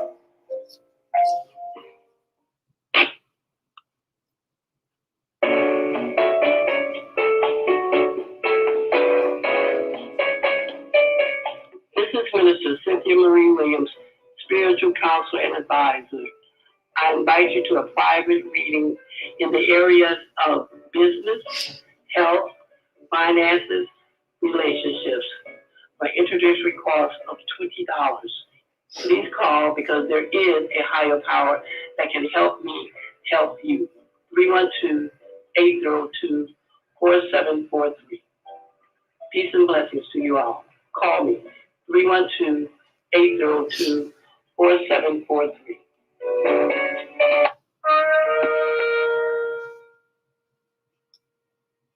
I'm Beata, your holistic life coach. These days, it's more important than ever to work on your physical, mental, emotional, and spiritual health. Are you consciously breathing deeply in stressful moments? Do you have a plan or daily routine to maintain balance in your awesome body? Are you struggling to be disciplined in your eating habits? When you partner with me, I'll help you develop a personalized health plan that works for your particular lifestyle. You can find out more about me at yourholisticlifecoach.com, where you can also review my 3-step protocol to guide you to abundant health. That's yourholisticlifecoach.com, and I'm Beata. Hi, I'm Naima Latif. Join me and my co-host Kareem Hamid every Wednesday morning, 7 a.m. to 9 a.m. on the Female Solution Radio Show, as we explore that relationship that is the foundation for our society, the relationship between men and women, husbands and wives. Join our discussion as we seek to repair broken family ties and rebuild our community. Listen online at www.blogtalkradio.com/the-female-solution. Call in and comment 515-605-9325. Press 1 to speak to our host. Or you can join us live on Facebook at www.facebook.com/the-female-solution. And that is our executive producer, Naima Latif, who will be joining us at the 9 o'clock hour for the Family Empowerment Hour, as well as on Wednesdays, she is host with Brother Kareem Hamid, Repairing Family Relationships. But tomorrow, Tuesday, self-care with Jody Susan, as we welcome her to the Female Solution. She'll be joining us tomorrow. And on Thursday, it's the Women's Roundtable, where we get quiet and we don't get quiet. We talk about what happened on Wednesday. How about that? Friday, Health and Wellness with Viata. And on Saturdays, we have rotating host, Nonviolent Communication with Jana on the first Saturday. Second Saturday, Black Taboo with Love, Joy, and Powers. Third Saturday, Travel with Deborah. And fourth Saturday, our very own Wisdom with Mama D. And don't forget about Sunday, Soul Purpose Healing with Viata. If you didn't hear the show last night and hear how important it is that numbers are in your life, then you got to go back to the archives. All the shows are in the archives. All you have to do is listen. I am joined this morning by our very own Lionel Abdul Haq of Community Cultivations, and we are talking about Black History Month and the movie review Star Wars series, not the Star Wars. Yeah, well, it is a Star Wars series. I think it is. I get my wars mixed up. Star Trek, Star Wars. Was it the Phantom Menace? Was that in Star Wars, Lionel? Yes. Oh, I said that right. And what did I'm sorry? Yeah, it was Star Wars. Okay. Okay, because I was about to say Star Trek, but I was like, nope, it was Star Wars. Because as I said, I didn't hear that movie. But what were your thoughts and comments on what our callers had on Wisdom with Mama D, what she had to say, and also brothers Kwame Sunhorse? You want to? Well, I mean, I mean, your comments are usually very thoughtful and I appreciate what they have to say. I really wish, I think it would be, I would prefer to have other people call than get the same people all the time. They think everybody, these are people who have a lot to say and they tend to do so all the time. But well, that's what the show is about. People calling in, expressing their opinions. And I would like to hear from somebody else. Sometimes the object is to reach people who are not on the air all the time, and to get people to call in who have genuine questions related to the subject. Okay, well, let's continue with the subject and let's not focus on the callers. Let's continue with the subject because we only got 20 minutes left here.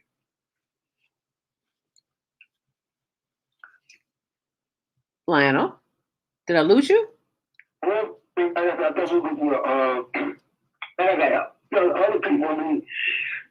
Let's focus on us, not the other people. Let's stay on the subject at hand. Let's not deal with other people.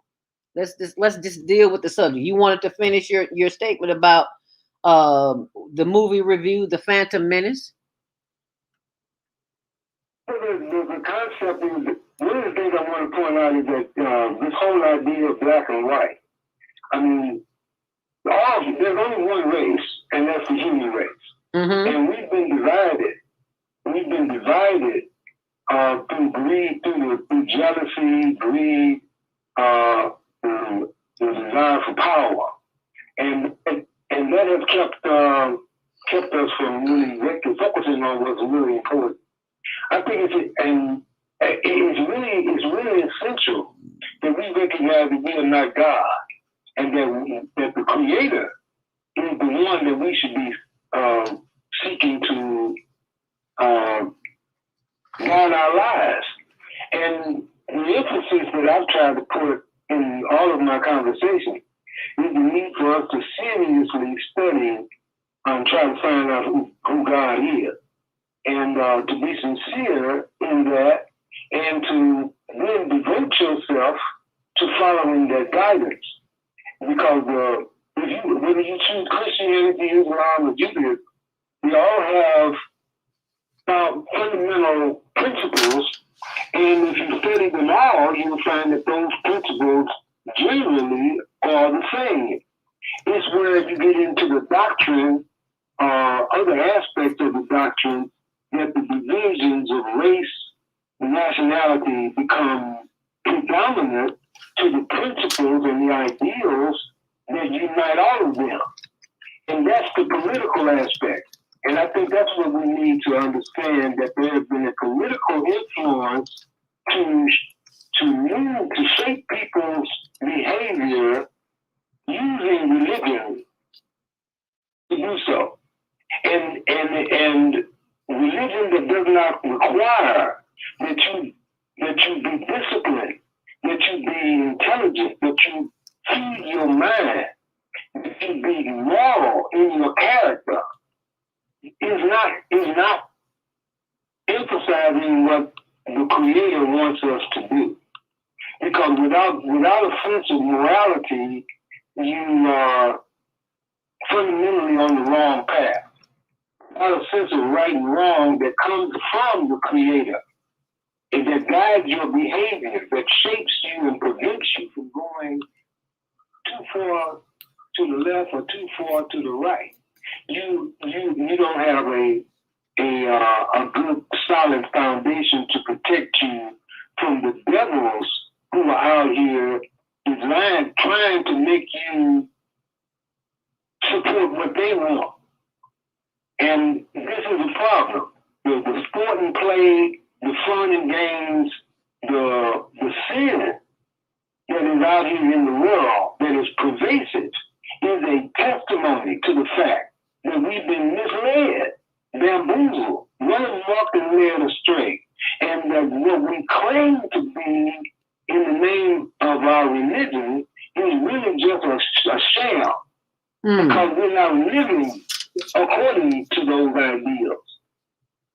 And much of what, especially in the context of Christianity, that tells people that you don't have to do anything, that your deeds don't mean nothing, it's just what you say out your mouth in terms of your confession of belief in something that saves you.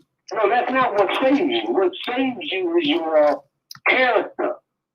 And the character of most people in the modern world is very weak. It's very foolish. And that's what has to change. We got to get serious about what we say we believe in the sense of putting it into practice, those principles and ideals that most of the religions have within it, but most people don't follow.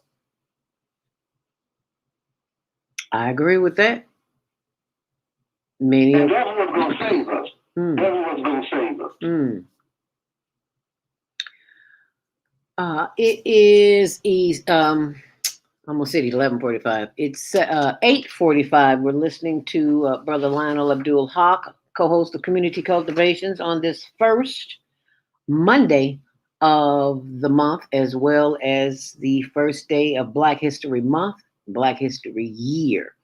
Because as I told you at the very beginning, the book, the book that I'm reading is Black People Invented Everything by Dr. Sujan Kumar Das, founder of the Solutionary Institute. You've got to get this book and then put it in your collection. We are waiting on the book from Brother Lionel Abdul Haq. We know that's a lengthy process, and that takes time. But one of the things that I think that would really help us as a human family, as you said, Lionel, is to get away from the color issue, because that is simply a distraction to continue to keep us divided. Because the truth is always hidden, and it is usually hidden within ourselves, and we don't get quiet long enough to hear that conversation, because we have been inundated with artificial intelligence, and that being all these electronic appliances that we have. If you would like to join the conversations, we can probably take a few more calls at 515-605-9325. Press 1 to speak as we go to 708-677. You are live on the Female Solution. Grand Rising, what's your name? My Ika, Grand Rising, my sister. So good to hear your voice. You too, glad to hear your voice on this first day of African American History Month. I really have an announcement, but I want to make a comment on this thing of color. Mm-hmm. You know, when you understand yourself as a living soul, and somebody comes up to you and says to you, because my skin is lighter than yours, I'm better than you, you would just laugh. You don't focus on the physical. The soul is not physical. Or let's say the physical is the lowest vibration of the soul, the lowest vibration of the soul. And it really doesn't matter. So we really do need to focus on who we are as soul beings and really come to understand the powers inherent in that. My announcement is that the February edition of the Kickoff for 365 calendar is now available for free at a newbeing.com. That's ANEW.being.com. And you can download the February calendar either as a 11x17 calendar, or, you know, an 8.5x11 top and an 8.5x11 or 11x8.5 bottom. So that's available at a newbeing.com, and it's for free, so that you can follow the month of February and all of the events that have taken place in African American history in the month of February. It is a lot of stuff that took place during the month of February. So I invite you and your guests to take advantage of this calendar and put it up in your home and give it to your children, let them know what's going on. So thank you so much, brother, for allowing me to make this announcement. And you have a blessed and peaceful day, as well as you. Brother Hawk, how are you? Glad to hear your voice also. Peace and blessings to you too. Thank you so much, Maika. We miss you here on the Female Solution, and we know that you're doing wonderful things. I'm at the website right now, anewbeing.com, and I'm going to download my February free calendar as well. So I hope everyone else will do the same.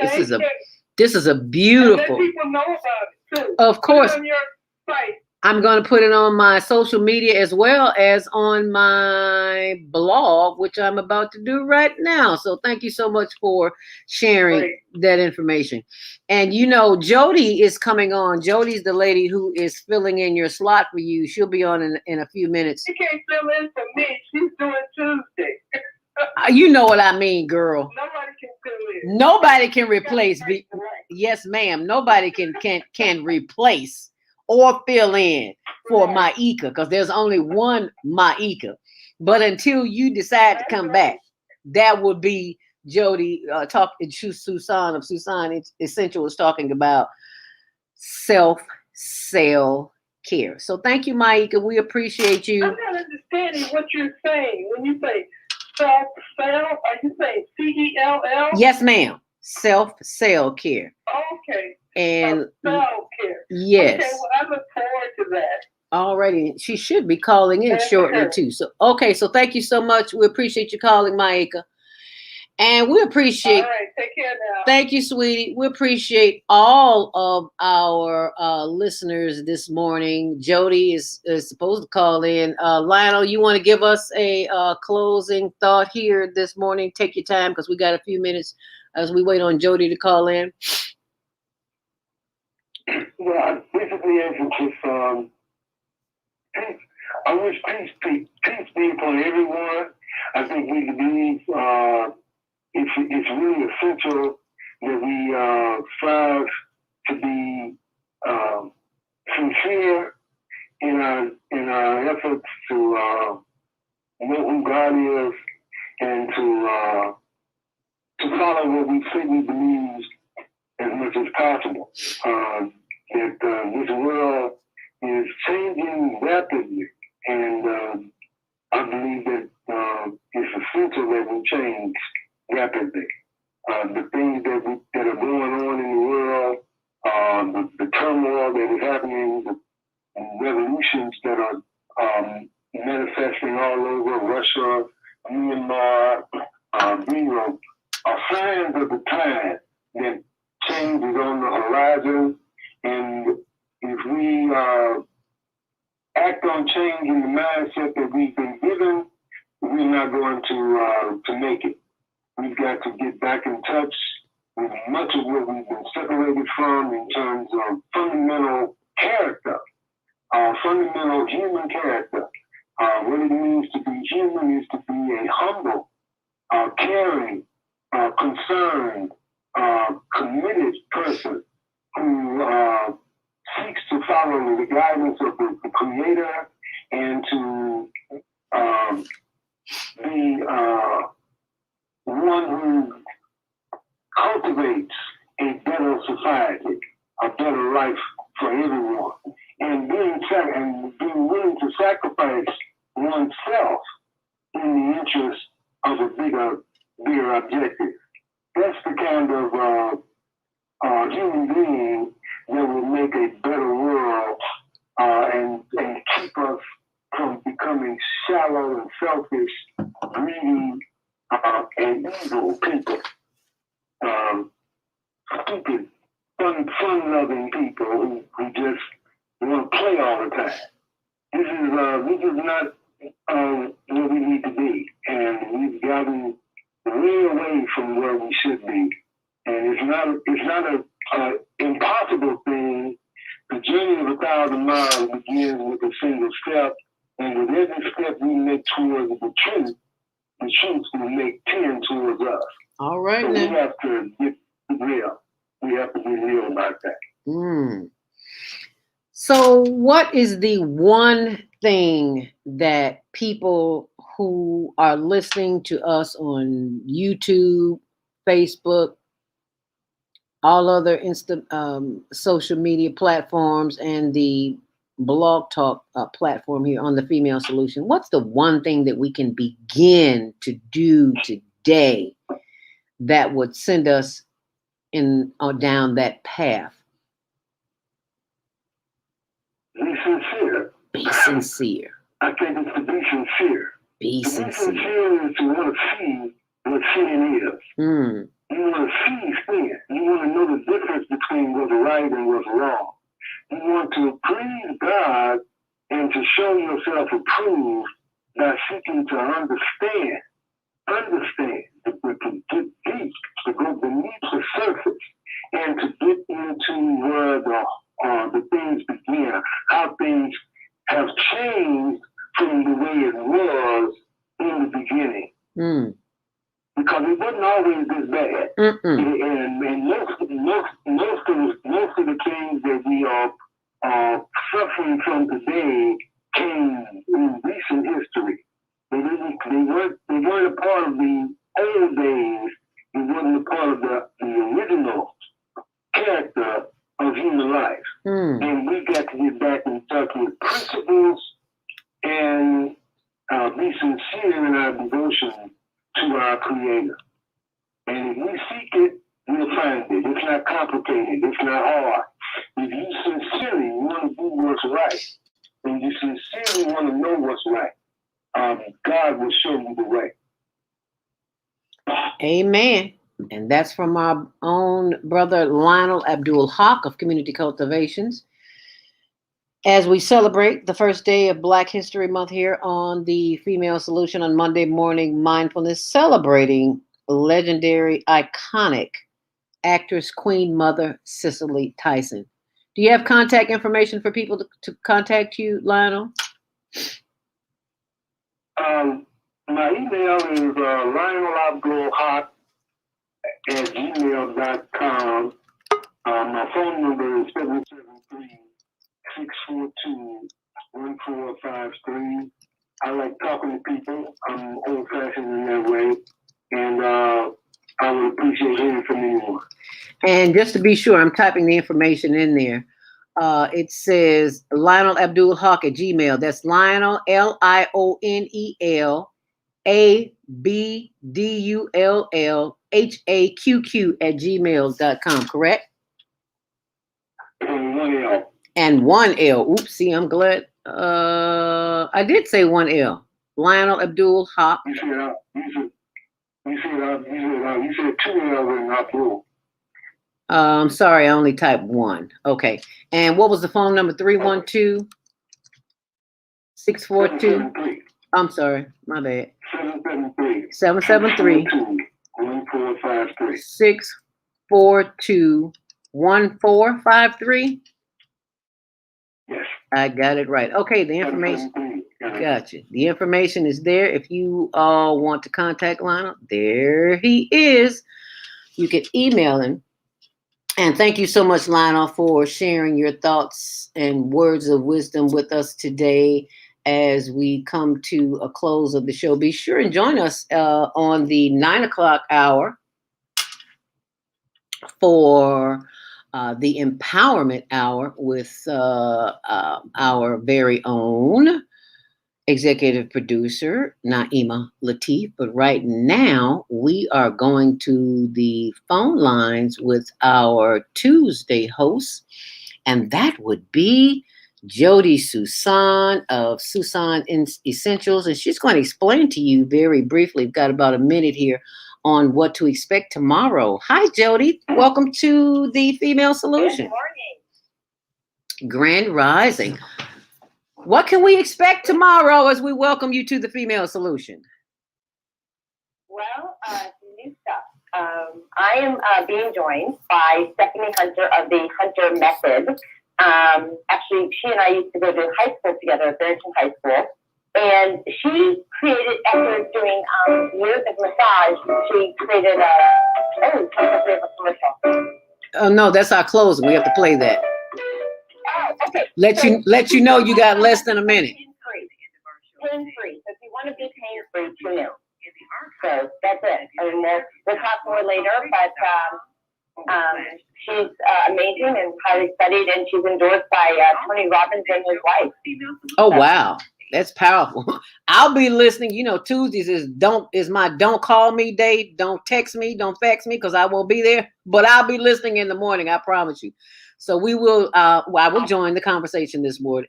In the morning, and we will also be joined by our executive producer Naima Latif, who is joining us now. So we look forward to having you, Jody. Thank you so very much, my sister from another mister. I'm so excited to be, you know, I'm so excited to be sharing with you guys. Yeah, and we look forward to, because we've had some spirited conversations. So you hang around for the after show. And right now at 9 o'clock, push 1 right now if you want to comment, because the switchboard will cut you off at 9 o'clock. So be sure. Germany. As the close goes to an end, we are joined by executive producer Naima Latif. As we begin 9 o'clock, it is the Family Empowerment Hour here on the Female Solution. So welcome, welcome, welcome, Naima Latif.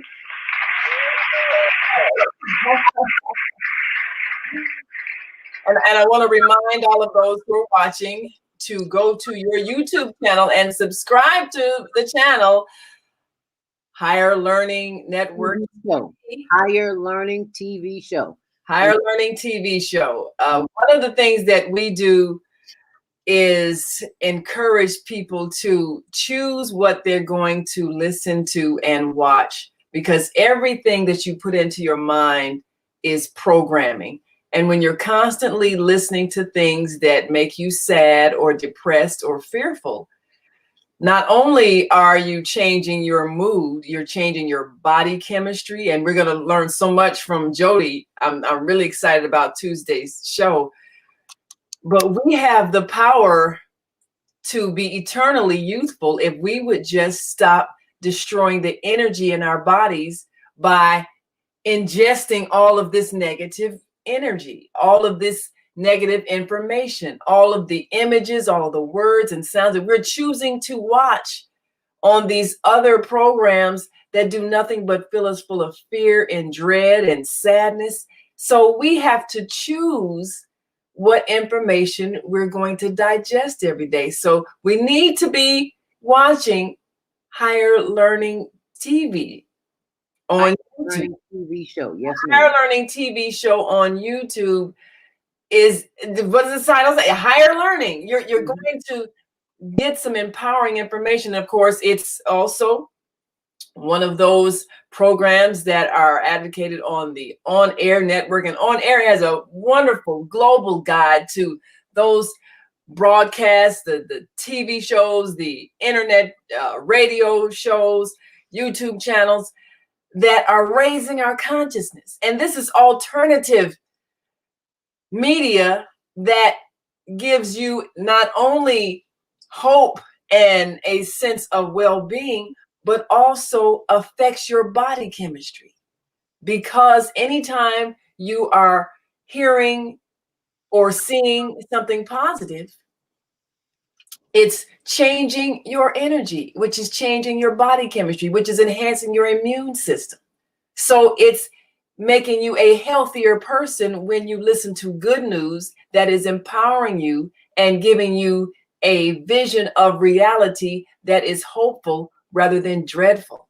So these are the choices we need to make when we decide what we're going to digest every day in terms of the information going into our brains. It's a health issue. And we're going to learn from Jody how your cells are affected by everything you do. We're made of tiny cells, and each cell is having an impact. So we use that example even to look at the world and humanity. All of us are like cells in the body of God. So, you know, if you have cancer cells, they're going to make the rest of the body sick, and they tend to grow and multiply. Now, you don't want to have to cut off an arm because it's cancerous. You don't want to have to cut out your lung because it's cancerous. You want it to be healed. Similarly, we don't want to have to arrest and jail and execute people for committing crimes. We want them to be healed. We want them to be restored to wholeness, to wellness, to well-being, so that they can be a positive contributor to society. And this is what these programs do.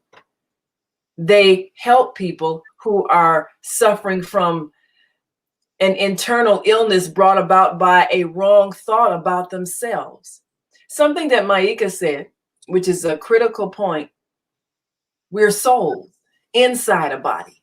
We're not a body, we have a body. And your body doesn't define your worth. It's just the vehicle you're using to do the work that you're doing here. But if you allow somebody to make you believe that because the body that you're wearing is a particular color or shape or gender in terms of male, female, that you are of lesser value, if you allow that thought to influence you, then you're going to always be upset about what other people think about you, and you will allow other people to define you. This is what we have to stop doing. Stop allowing other people's definitions of our worth to be a part of what we believe about ourselves. That's what keeps us upset about racism, sexism, classism, all these things, ageism. You know, these people don't like me, so let me change how I look. Oh, they don't like old people, so let me hurt them, dye my hair because, you know, they don't like people who have aged. Oh, let me hurry up and get some surgical changes to fix my nose because they don't like my ethnicity in my nose. You know, let me hurry up and change my hair texture because they don't like it and they won't give me a job. You know, all this insanity. So the most empowering thing we can do is first respect ourselves for who we are as a soul, which is the life force energy of the Creator. We are an expression of God. We are God mind inside a body. And nobody can change that by anything they say about us or think about us or write about us or talk about us or teach about us. Nobody can change the reality of who we are. This is how we have to empower our children to think. We have to change our thinking. We were raised to think, well, you know, you gotta. First, we were taught something insane. Well, this is the white man's world. You got to play by his rules. How insane is that? Okay. The world belongs to the Creator, and we are all part of the creation. We're all part of the creative energy. No one owns anything on this earth. They don't. Now, they may confiscate it and threaten physical violence to somebody who tries to get it, but they don't own it, because when you leave here in this body you were wearing, it goes back to the earth where it belongs. So we have to erase that illusion in order to empower ourselves to change the conditions that we're living in. We first have to know we have the power to do it. And you can't do that as long as you're believing that someone else is more powerful than you because of the way they look or the way they speak. We're all powerful creators, all of us, regardless of what body we're wearing. So this is how we have to change what we're teaching our children and what we're allowing them to be taught. They are here as creative beings to manifest all the power that they are endowed with at birth. No one can give or take away the reality of who and what they are. We have to teach them that in the beginning and stop teaching the disempowering things we were taught, that we have to conform to somebody else in order for us to be liked so that we can survive. No one controls survival. All of us have the power to create whatever we need to survive. We need to know that so that we can manifest it. And this is the most empowering thing we can do, is to stop teaching our children that someone else controls whether or not they survive. Someone else has the power to define their worth. Someone else is of greater value than them. We must stop teaching that, because that is the lie that was taught to us. And most of us are struggling with low self-esteem because we believed the lie. So we have to undo what has been taught to us that is incorrect. And I'm so glad you started out the show with all of the inventions and everything that have been done by the creative minds of those who are inhabiting bodies of dark skin. Because we have been indoctrinated with the belief system that if you have dark skin, that there's something wrong with you, there's something lesser about you, you are lesser intelligent, and all of that insanity. We are infinite intelligence inside a body where the quality of melanin manifests as dark coloring, a protection from the sun and its elements, and identifying us as having been part of an ancestral line that came out of certain parts of the earth, the African continent. And so our bodies are merely the vehicles that adapt to the environment. That's where our physical features come from. And that's all it is. So we have to teach our children a science that helps them understand that fact, so that they know the crinkly hair, the wide nose, the lips, the coloring, all of that is a body's adaptation to an environment. Yeah. And so you're inheriting that genetically because of so many thousands of years of adaptation, even though you might be living in a different climate. So your body tells a story of the history of the people from whom you descend genetically. That's all it does. It doesn't make you better, lesser, smarter, dumber, none of that. It's the vehicle that your soul is wearing to do your soul's work. So when we empower our children with this knowledge, then we also remove the chance for them to be indoctrinated with prejudice, racism, hatred, irrational fear of other people who look different, because they'll know that there is no difference. We're all the same. We're all souls. We're all from God. We're all expressions of God. And so if that is the reality that we teach our children, then they can never be made to feel like they don't have the ability to think and imagine and envision and create. And we will free them from some of our restrictions, because we have been taught over a lifetime that other people are more powerful than we are and can prevent us from doing things. And so what is that saying by Carter G. Woodson? If you teach a man that he's inferior, you don't have to tell him to go to a back door. He will go to the back door. And if he doesn't find a back door, he will carve one out. If you are taught that you are lesser than somebody, then you will behave as if you're lesser than someone. You won't strive for things because you don't believe yourself worthy. And a lot of us, we've talked about this before, a lot of people have difficulty in business because underlying their belief about themselves is a feeling of unworthiness.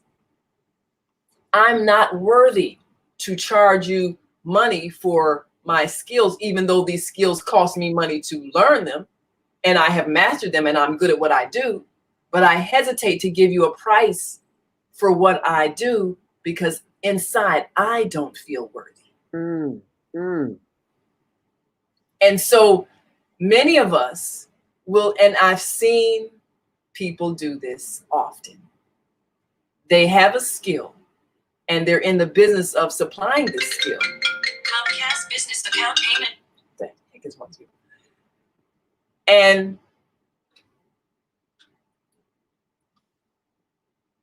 they will be asked what it is that they charge for their skill. And they'll say, well, I don't know. And then they never give a price. And then they do the work. And then the person doesn't pay them. And then they're angry. And I have had many, many friends who've done this. And I always ask them, well, did you give them a contract before you started? Well, no. But did you give them a price? Well, no. Did you give them an invoice afterwards? Well, no. Okay, so how are you expecting to get paid when you did nothing to indicate that what you did was of value and therefore they should pay you? They didn't cheat you. You cheated yourself because you didn't believe yourself worthy of payment. I've seen this pattern, and that pattern is a manifestation of people who are lacking belief in their own worth. That was my pattern. I had a minister at church ask me to film something. I was doing photography at the time, but 30 years ago, and he asked me what I charged. And I was like, oh, it doesn't matter. He's like, what? He said, you don't love yourself or value yourself. I got offended. What do you mean I don't love myself? I don't appreciate it. I mean, I went there. I got indignant. Mind you, this was a white minister too. So he didn't understand my misunderstanding. But I went home and had a conversation with myself, and I said, never again. I said, self, you will not have that experience again, because I'm gonna walk around with my card in my hand. This is what I charge. Either you want it or you can go somewhere else and get it at a cheap rate. But for my excellent work, this is my fee. This is right. Take it or leave it. And we have to believe that, because people who value what we do and they want good quality will pay the price. Yes, they will. I'm living proof. Absolutely. So, and most people, when you point that out to them, the first thing would be defensiveness. Because what do you mean I don't love myself? I just, that's what I said. Right, absolutely. Because it doesn't sound good to say, well, you don't love yourself. But we have to face it, because the lack of self-love is a result of being told we're unworthy of love in so many different ways. Whether it's a school system that tells us that if you don't perform a certain way, then you won't graduate and get a job and people won't like you, and then you're going to end up homeless. And they give you all of these things that give you the impression that other people's liking you can decide whether or not you succeed, when in fact, nobody can keep you from mastering skills that are valuable. Nobody can keep you from learning. Nobody can keep you from seeking information. But what we end up teaching in our school systems is that if we don't please a certain group of people, we're not going to be able to survive. Instead of, and if you learn how to do things, if you learn how to take care of yourself, if you learn the skills you need for your survival, you don't need anybody to approve of you. Just master the things that are valuable for living. And if you have an idea, a creative idea of a business, a product, a service you want to do, be the best at it. And people who desire what you have and respect the fact that you respect yourself will pay you. But it takes a while for us to undo the conditioning of believing we are not worthy. And this has to be done. Each person, if you find yourself hesitating to ask for money for work that you have performed, ask yourself what you fear. And what you fear is someone confirming your fear that you are not worthy. So if they say no, then you're going to feel bad. And this is why people who don't have a high enough self-esteem can't really excel in sales, because sales requires you to believe in your worthiness as well as the worthiness of the product you're selling. But if you don't believe in your own worthiness, you're going to have difficulty closing a sale. And no matter how great the product is, you will be afraid to ask for the money.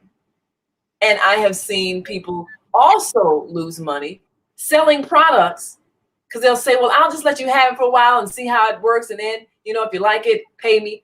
And I've seen people lose all kinds of money because they would not ask for the money for the merchandise that they were selling. They gave it away and hoped that the person in the goodness of their heart would eventually pay them. And when the person didn't, they want to get angry at the person, but it wasn't the person's fault. You didn't believe enough in yourself to ask for the money for the merchandise you were selling. And, everybody wants something free. So if you don't ask, you don't get. And this is unfortunately a pattern of people who are lacking a sense of self-worth. So this is something that we need to correct in ourselves. and first recognize it. If you keep focusing on what other people say about you, or what other people think about you, or the lies they tell about you, then you're actually reinforcing the negative image of yourself, and it makes it difficult for you to overcome the belief in your own lack of value. So stop repeating those things. Do the things that remind you of your greatness, that you're coming from people who've done great things, people who have achieved things, people who are intelligent and valuable and resourceful. Keep telling those stories to yourself. Repeat those things, because that's what's going to shape your belief about yourself and your confidence in yourself.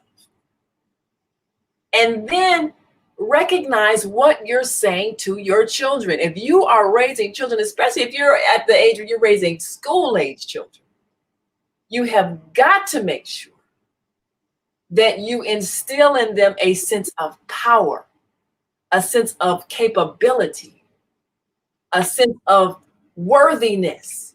You have to instill it in them consciously. And sometimes you have to deprogram them from things said to them by teachers who don't know any better, because they were taught by teachers who didn't know any better. You have to make sure that your children are receiving constant reinforcement of their intelligence, their worthiness, their strength, their power, their ability to make good decisions, and their ability to manifest an idea. Encourage their imagination, encourage their vision. Don't repeat negative things that you might have heard said to you growing up in school. Or you're not smart enough to this, or you don't know how to do that. Or you'll never succeed in that. Don't let anybody tell your child what they can't do, and don't you tell them what they can't do. Always encourage their dreams, their goals, their visions. If they want to be an astronaut, okay, that's good. Now, what you can do is find out the classes you need to take in order to be a good astronaut. Start preparing yourself now. Start reading up on it. Give them a vision. Take them to the planetarium. See if you can have them talk to some of the astronauts that are alive today. Go to the internet, find some of the lectures, find some of the programs. Help them see themselves and wherever they want to see themselves.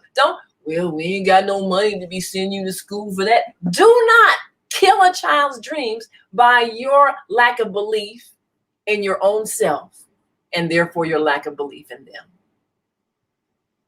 So the most empowering thing we can do is to undo our belief in our lack of power. Whatever we are living, it's a manifestation of our thoughts about ourselves.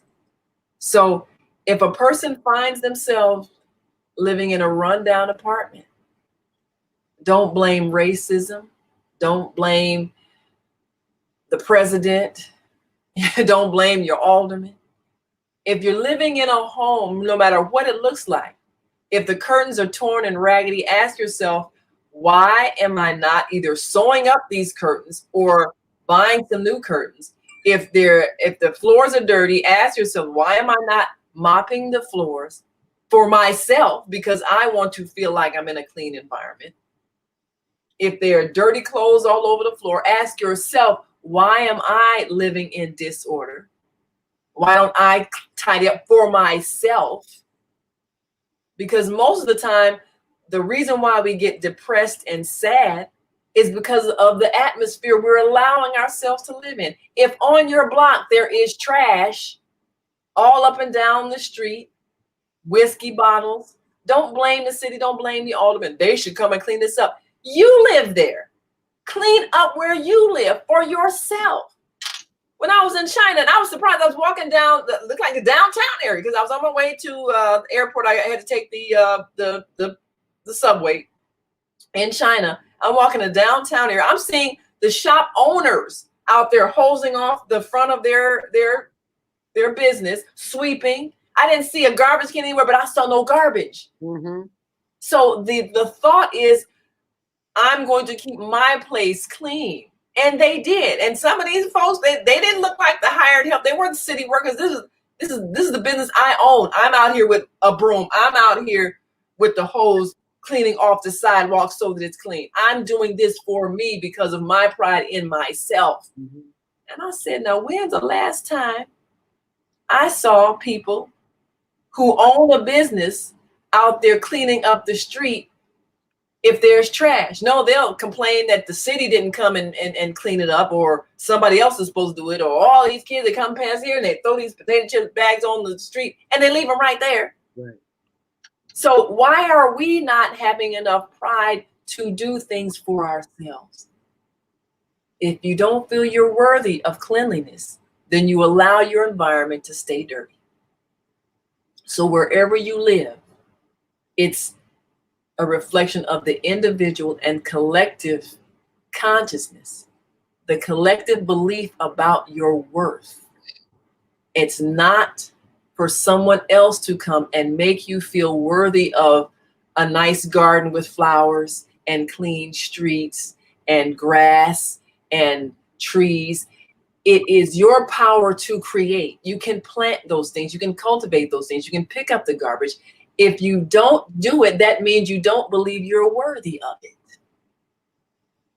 So think about what your environment is telling you about how you feel about yourself. And if you allow yourself to live in trash, what are you telling your children about their own worth? You're saying you are trash. And so if they behave like trash, don't be surprised. Mm-hmm. You've allowed them to be made to feel like trash by simply refusing to pick up garbage where you live. So these are the changes that we need to launch on this Black History Month. A sense of self-pride, self-worth, self-respect. Don't wait for somebody else to give it to you. Don't wait for somebody else to tell you you're worthy of it. Believe that you are worthy and show yourself that you love and respect yourself. These are the things we must begin to do in order to change what we're seeing come out of our children, because our children are only showing us what we have given them. Over the weekend, we did a report on the carjackings and what happened. Of course, you know, our sister Africa and Melanie Brown, wonderful PR sisters, activists out here. Well, there had been a rash of carjackings at gunpoint. And they just said, look, we're calling on these men to step up. We can't have our sisters out here getting robbed, and the people robbing them like, you what, 13, 14, 15, 16-year-olds. Okay. At gunpoint. So what does that say? So it was a wonderful thing. Teal Hardiman, he put the call out there on his radio show. I want you all to meet me at 52nd and Lake Park, and we're going to go to these gas stations. We're going to guard the women while they get gas. And it was wonderful. You know, more than 200 men showed up, and it was great. There was a show of unity and a sense of pride and manhood, and realizing we are responsible. We are responsible for the atmosphere that we create in our neighborhoods. If we show that we care, then we will see a different change in the behavior of those who have been acting like nobody cares. That's why they didn't care. They wouldn't care about robbing somebody. Mm-mm. Because we've allowed them to live in places that say to them, you are trash. We allowed that. So now we're changing what we do and what we say and how we behave and how we show we care about each other. So we had a chance to see a transformative act because men chose to step up to that fatherly role of protecting those in their midst and putting in check those who've been out of control. So our next step then is to reverse the thought that we have allowed to be implanted in the minds of our youth, that they are trash, they're unworthy, they're incapable of earning a living that is a legal way of earning a living. We have to change what we have allowed to be placed in their minds by showing them something different. And we can change what's happening in our community. And it doesn't mean calling in more police with guns to shoot up everybody and throw everybody in jail. It means us showing love and respect first for ourselves and then we'll spread it to others, and we'll see the change, because we are the change we need to see. Well said, my sister. If you want something different, do something outrageous, and that is invest in yourself. It doesn't get any better than that. You can't wait on them to do it out there. That's not how it works. It's an inside job. The secret is out. Yeah. It's an inside job. Inside job. You mean I gotta get quiet? I gotta turn the phone off. I gotta turn the TV and the radio off. Oh, I can't text. Oh no. I might hear something. I might hear the creator speak to me in that quiet time, because I can't hear it if all I hear is noise out there. That's right. Wow, the secret is out, girl. It's Black History Month, and we telling all the secrets. Mm-hmm. And while you're telling, tell somebody. Do yourself a favor. Go get this book. Did you know at the bottom, Black People Invented Everything? Investigate the Science of Self by Dr. Sujan Kumar Das. I'm waiting to get him on the show. You know that, right? At the bottom, Naima, it says founder of the Solutionary Institute. Wow. Great minds think alike. Well, we said we're solutionaries. Did you do that? And it was just in me. You know, I could have went to the library, but something said, no, you need to get this book. So I ordered this book. And when I heard everything that we invented, literally everything. When I heard Hulu, like Netflix and Prime, Hulu, wow, everything you can think of, we invented. But they're not going to tell you that, and it's in a book. They say if you really want to know, hide the truth from a Black person, put it in a book. That's a lie. That we disrupt that myth too. We will find it now. Because we're writing the book, so thank you. Find it. Hallelujah. Yes, and write them. And this is why we have to say something different to our children than what has been said to them by others, discouraging them. We have to let them know you are here to create. You are here to invent. You have all the intelligence you need. And whatever you see in your environment, you don't have to steal, rob, kill. Create what you need. You have the mind that can create your own car. You can develop a car that runs on steam power, on water power, on something other than gasoline, because you were born for this time to create what we need. So don't ever think you have to steal in order to have. You have the power to create all that you need. And when we tell this to our children, it's a whole different mindset. Mm-hmm. They see things totally different. Yes. And it's time. And it's about that time that we close out the Family Empowerment Hour. But before we do that, be sure and go to the website, anewbeing.com, and download your free calendar. A New Being, A-N-E. I should just put it in there. How about that? anewbeing.com. I'll put that in there as well as be sure and contact your state rep for House Bill number 4954. Wisdom with Mama D. Well, I hope you heard that about what that's really all about, and I'll let you explain that while I type this in here, Naima.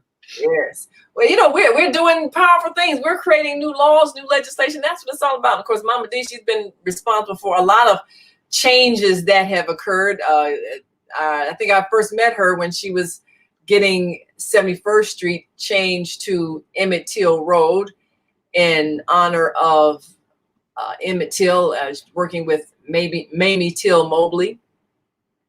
And that is a permanent fixture on the streets of Chicago, a tribute to a man who, a young man, a boy whose ending of life transformed the nation, kicking off a successful civil rights struggle and inspiring people to step forward and demand and achieve justice and righteousness. So we are grateful that Mama D is continuing to create groundbreaking actions and legislations that change laws and change conditions. This bill, HB 4954, is designed to have these memorable days on the official school calendars so all children can recognize and respect the works that have changed our society by those whose lives were exemplary in fighting for justice and remembering those struggles for racial equality, racial justice, and remembering the journey of this nation in transforming itself from a slave-holding, oppressive society to one in which those who had been brought here to be oppressed have risen to the position of president and vice president of the nation. So we are a successful people.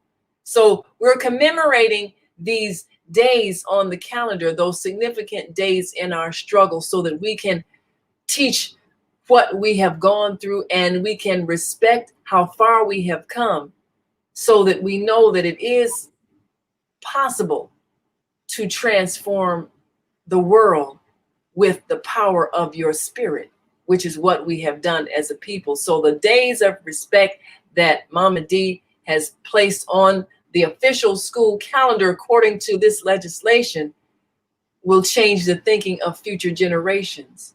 All the ethnicities, all the people, many don't know what happened. Many who are recent immigrants from various countries, they don't know the history of what happened in America. So they will learn about it in school. Their children will learn what happened in a way that gives them forever respect for those of African descent who survived and thrived after a horrendous period of enslavement. And it's a testimony to the power of the human spirit. So we thank you, Mama D, for these days that will commemorate some significant moments in history here in America. And we want our legislators to vote for this piece of legislation that puts those days on the official school calendar. And on that note, we are going to segue into tomorrow's show, in which we will be joined by Jody Susan of Susan's Essentials right here on the Female Solution. And that is our new addition to the Female Solution, Jody Susan Self-Cell Care.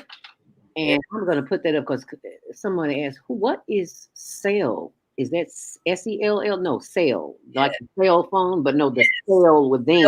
In your body. And the most interesting thing about this, which really, it even helps to empower us and transform our thinking about health. Our cells regenerate. So, and you can, of course, you can see it all the time. You cut your finger, a couple of days later, it's totally healed. You have, new cells that are reproducing all the time. So we really are not supposed to age ever. Our bodies will live, and we can be comfortable 120 years. And there are some people on the earth that have achieved 120 years of age, and usually they're, still vibrant. We're not talking about old, broke down on a wheelchair, amputations of everything. We're talking about vibrant, living, looking just like this right now at the age of 120. Because if you give your cells the right energy, the right nutrients, the right care, you can live to be youthful to the age of 120 years old. Well, Cicely Tyson must have did something right, because she was 96 and she didn't look 90 nothing. I mean, she was, and it's funny because you see a picture of her as the character, Miss Jane Pittman, and all these wrinkles and everything. But then you see how she really looked at 96. And it's like, oh, wow. Now, this is really how you look when you're an elder. But if you don't know, if you've lived a hard life and a lot of trauma, that's what creates wrinkles. And we need to know this. It's the emotional trauma that creates wrinkles, because they literally are etched into your face. If you frown a lot, all these things that you go through, they have a physical expression in your body. So that's what breaks you down. That's what makes you age. And if you're able to let go of anger, which is why forgiveness is so powerful. Mhm. You're able to forgive, then you let go of that negative energy that's aging you and causing your cells not to reproduce, causing them to die and not regenerate. It's our thoughts that create the aging process. It's our thoughts that create the disease and all of the things that we suffer from. So if we can change the way we think, and we can forgive those and overlook people who say things and all of that, and we can let that go, then we help our bodies maintain that energy that helps our cells reproduce and continue to regenerate life.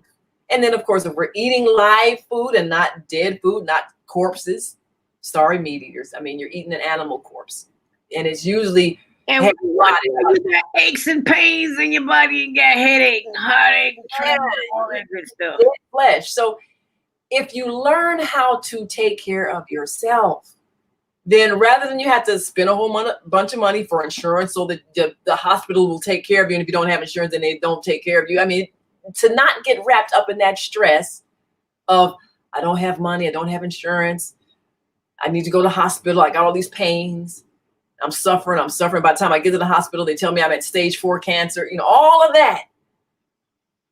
If we would just know how to take care of the cells in our body so that they can properly regenerate life, then we never have to worry about being sick or aging. Something else also, Dolores Cannon, who is a past life regression therapist, said, when you're doing the thing you're supposed to do, you don't get sick. Meaning, when you are satisfied with the work you're doing, when you know you're performing your life's purpose, the work that you do is the work that you are here to do on this planet, the reason for your being born. You are satisfied because your career is actually what your soul came to do.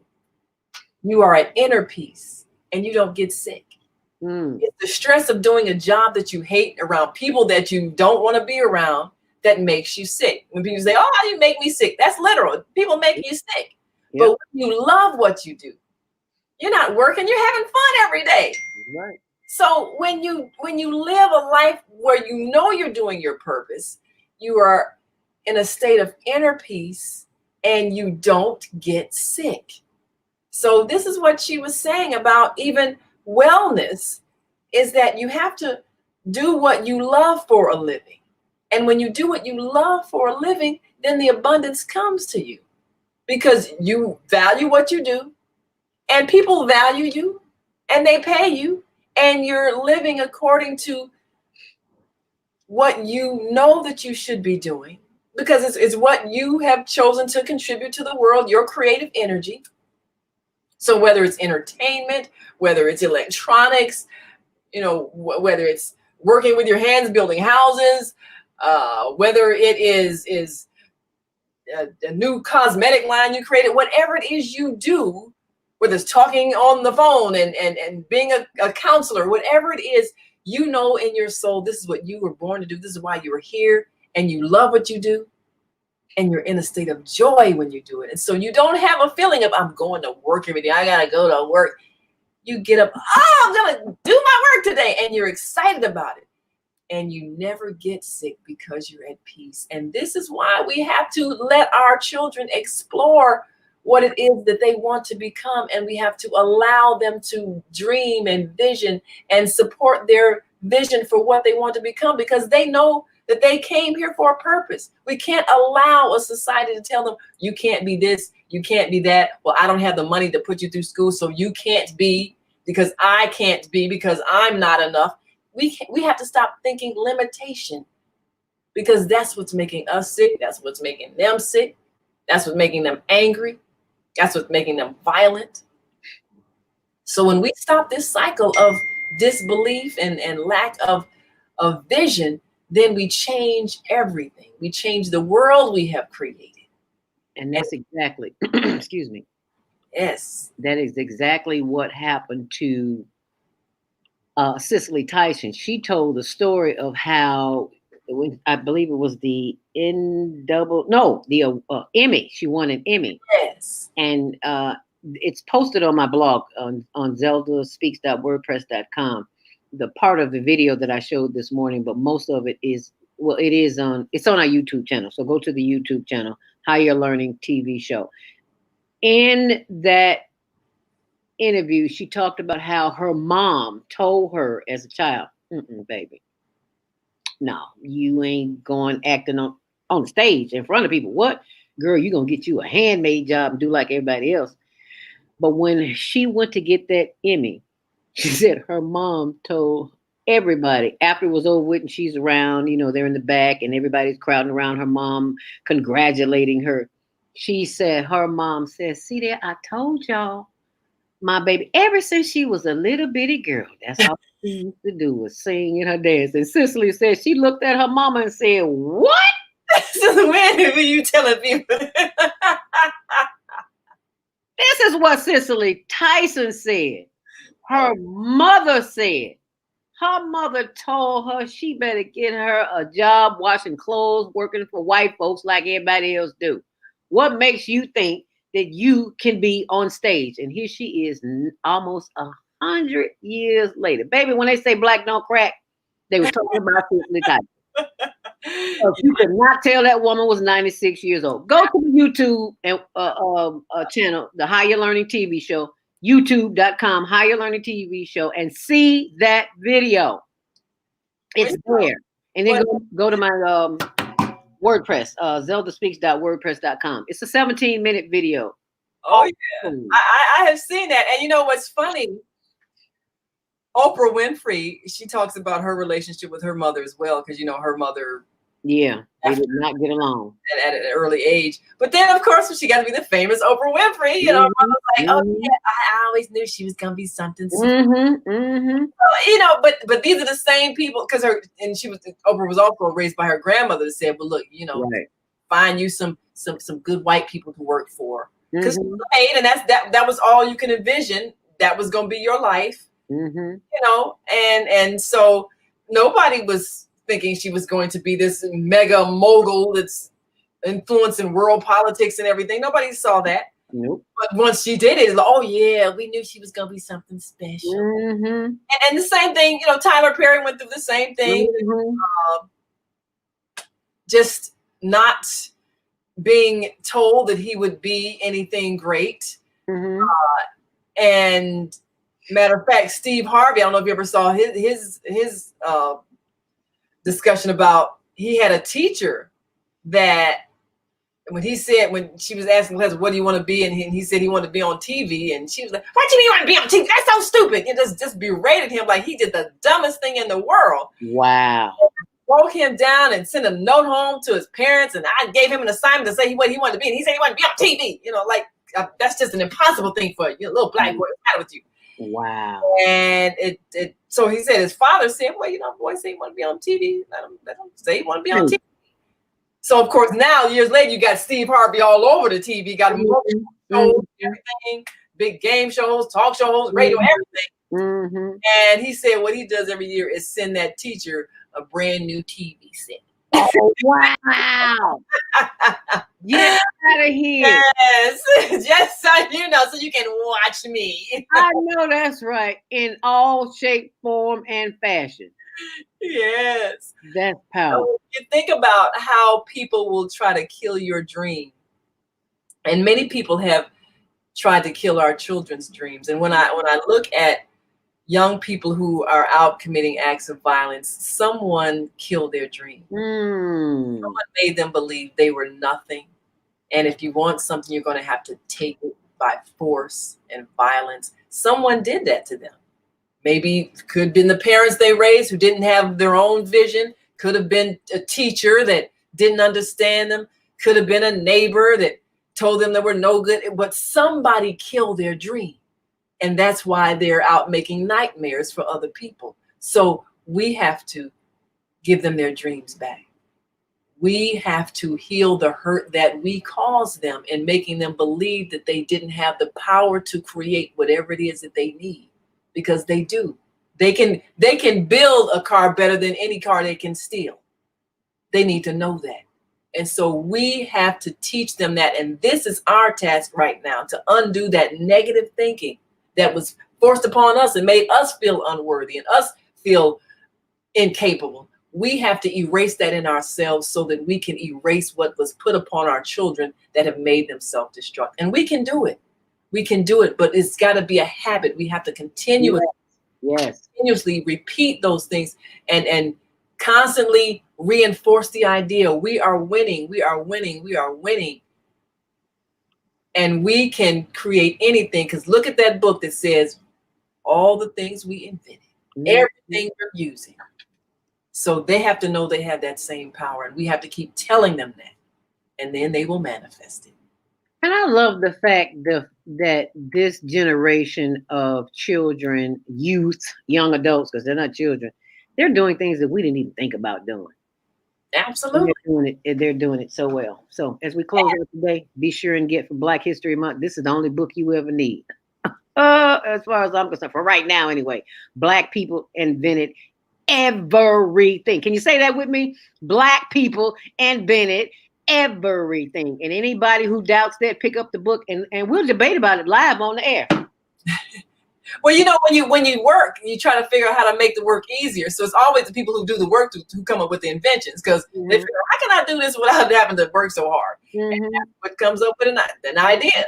So yeah, absolutely. That's how it happens. So, well, we certainly are grateful for everybody who stays with us and watches us every day of the week. And of course, we got our radio TV shows on the Female Solution, and we're developing and adding to our YouTube channel so that all of our hosts will have their daily shows featured. Of course, you got to keep watching the Higher Learning TV show and subscribe on YouTube, because those are some fascinating shows. And we are so excited to be coming to you every day of the week. And definitely, we got our new family member, Jody Susan, is going to be teaching us all about self-care, so we can all live to be healthy and happy and 120 years old. I know that's right. I want to look like Miss Cicely Tyson when I get 99. Absolutely, that's right. 99, are you out of your mind? Yes, I am. Even if I have to do the, what do we call it? The Higher Learning Hip Roll. Hip roll, yes. Higher Learning Hip Roll. Y'all don't know what the Higher Learning Hip Roll is? Go back and see. Was it last week's show, Naima? Last week, yeah. The Higher Learning Hip Roll. So be sure to tune in. At your computer and start to feel that cramp, you know, and just loosen up them hips with the Higher Learning Hip Roll. Now I got, because I'm in physical therapy, I got my string that helps me stretch. Oh, that's good. Yeah. So I'm going to do that now. So I want to thank you for joining me today, but I got to go do the Higher Learning Hip Roll, y'all. Make it a great day. Stay on purpose, stay empowered, and stay tuned tomorrow. So for CELL,